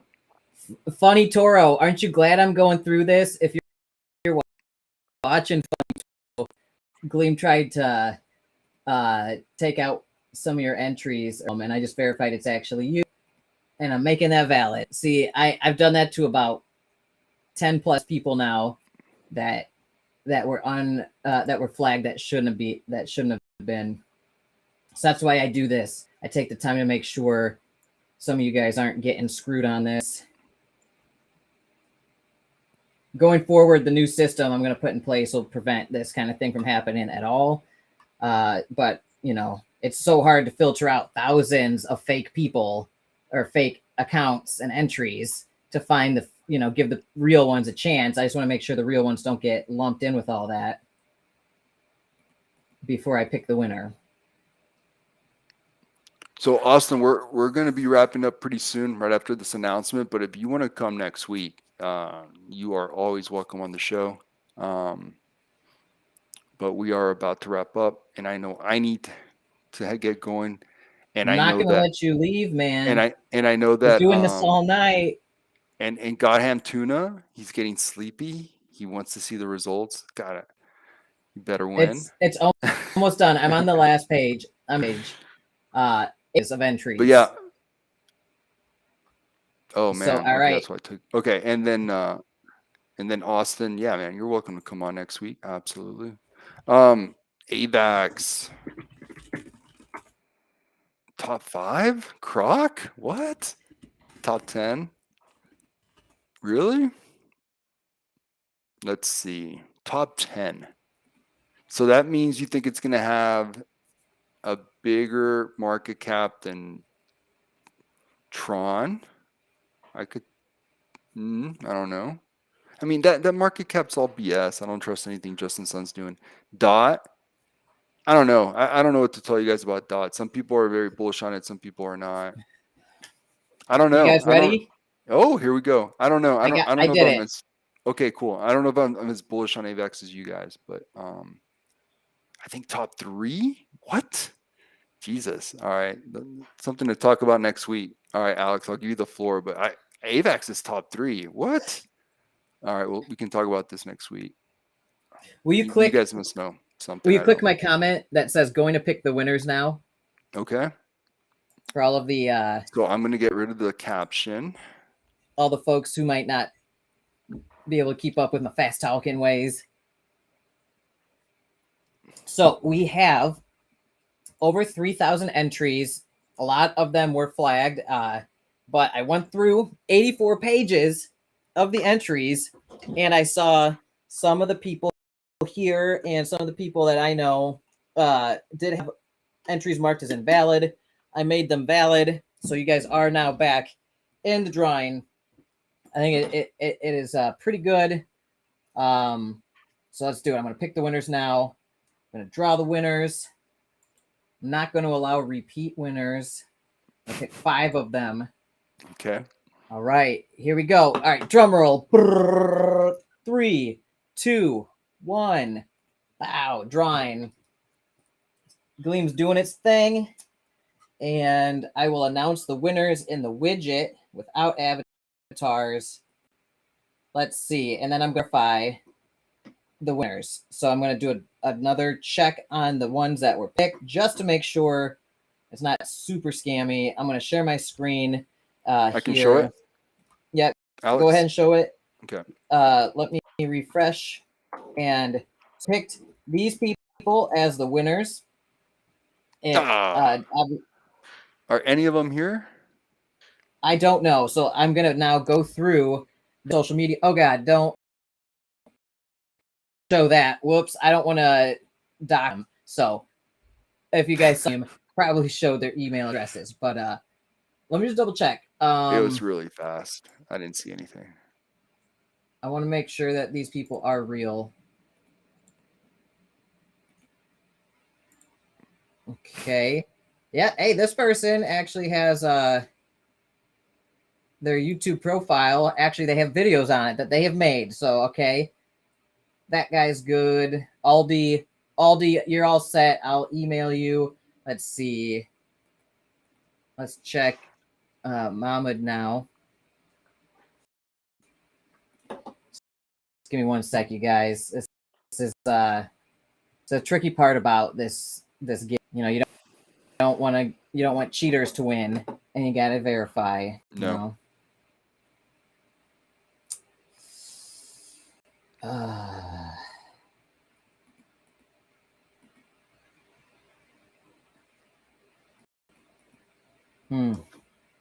It's a tricky one. I also don't want to like dox anybody. You know what I mean?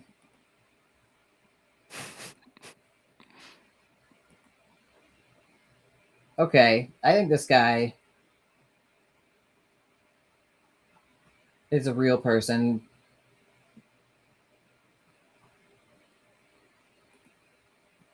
They got pictures of themselves on their Twitter. All right, I'll accept this one.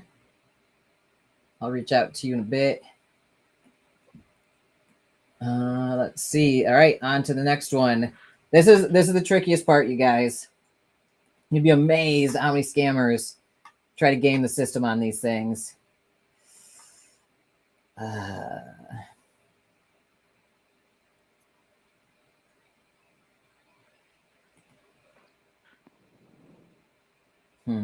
That's a tricky one. No, it's Ryan. It's not okay. I can't dox people. It's illegal. So this one I'm questionable about. So that one I will put on hold for a sec while I go real quick.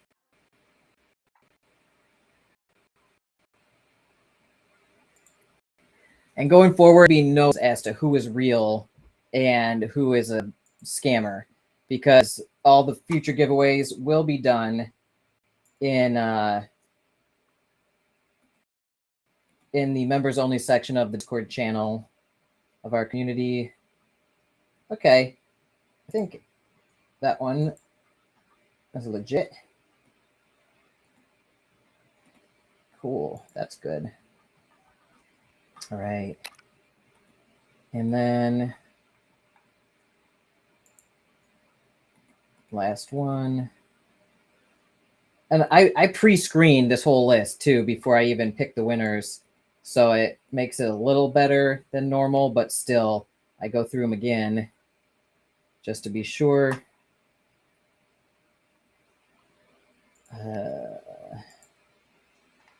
Gosh.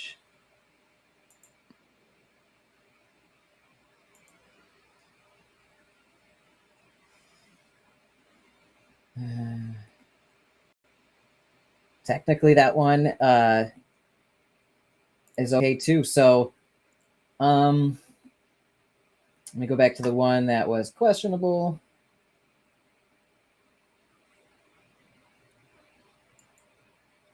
Okay. It does seem legit as well. It took 16 hours. Doran. Yeah.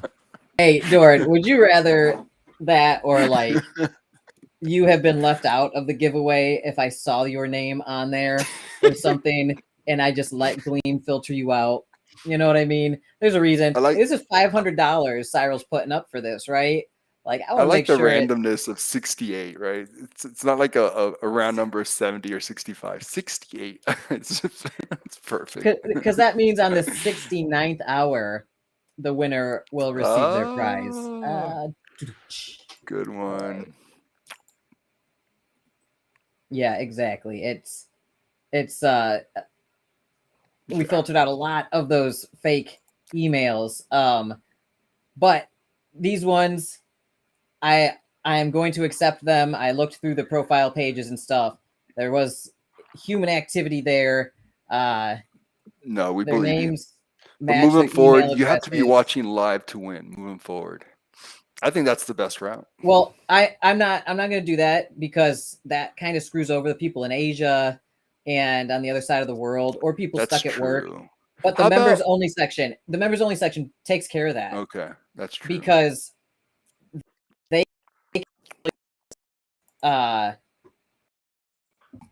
you're breaking up again. You're kind of back. You're like spotty. Okay. Oh no. Say something. Hey. Okay, you're back. Testing. You're back. You're back. Yeah, so members only section going forward. This was already open for a week. So I'm following the rules that I set for this one. Going forward, it's like we have the New Year's giveaways are open right now, guys. So if you're trying to get into all the New Year's giveaways that we're redoing from the Christmas giveaways that were from, scammers that we found were scammers who won that, I'm redoing those giveaways on New Year's. So if you want in on the New Year's giveaways, and there's probably at least $1,000 already in giveaways for that, join the Discord, discord.gg/YaBonks. It's in the description. It's on my YouTube channel. And join the members only section. There's a hashtag New Year giveaway channel where everybody is putting their Discord name. All you have to do is put your Discord name in. But since it's for members only, like the scammers aren't going to make fake Discord profiles by the dozen and pay $5 a month for each one to get into the giveaways. And like I said, there's over $1,000 probably already pledged in giveaways. I'm not sure the exact number, but now that's going to be for the members only, like that narrows it down from thousands of entries. A lot are probably fakes that I found during Christmas to probably 150 people, maybe 200 at most. So, and they're real people that I know that don't care about a $5 a month wall to be part of the ways, because $100 NFT here is kind of a big deal. Or like somebody put up like $400 for one of the giveaways before. And anyway, so New Year's giveaway channel, go check it out. But the winners are Mahmoud, Holly, Aldi, Angelica, and Nicola. I will be getting in touch with you guys via Twitter as well as email, and I'll be putting you in touch with Cyril here from Only Burns, and he will send you those NFTs. And Only Burns is also, I have an Only Burns channel on my Discord server open to the public. You can find links there. But yeah, check out Only Burns Discord channel. I'll put the link here real quick. So if you guys are trying to figure out what to do with your NFTs, it's pretty straightforward. I'm going to drop it in the YouTube channel right here. I'm sorry, Enrique's family. I know I've kept him so late tonight. I apologize. We just have a lot of people for this giveaway. And Enrique, if you want to walk to go hang out with your family and leave the stream open, I'm okay with that too. Well, okay. I finished telling the people about the winners of OnlyFans giveaway. So to the best of my ability and to the best of Gleam's ability, the winners do seem real and they followed the rules of the giveaway. We had like thousands of not real people try to enter that were blocked. But I went through the blocked entries. I validated the ones that were real people that I knew.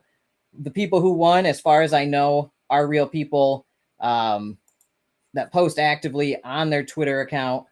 So, yeah, Cyril will be. I'll get you guys in touch with Cyril, Mohammed, Holly, Aldi, Angelica, and Nicola. Congrats, you guys! And going forward, as I said, members only giveaways in the Discord to prevent me from having to spend tens of hours each giveaway going through verifying the winners and everything. It'll make everybody's lives easier and will completely stop cheaters and scammers from even having a chance to enter in.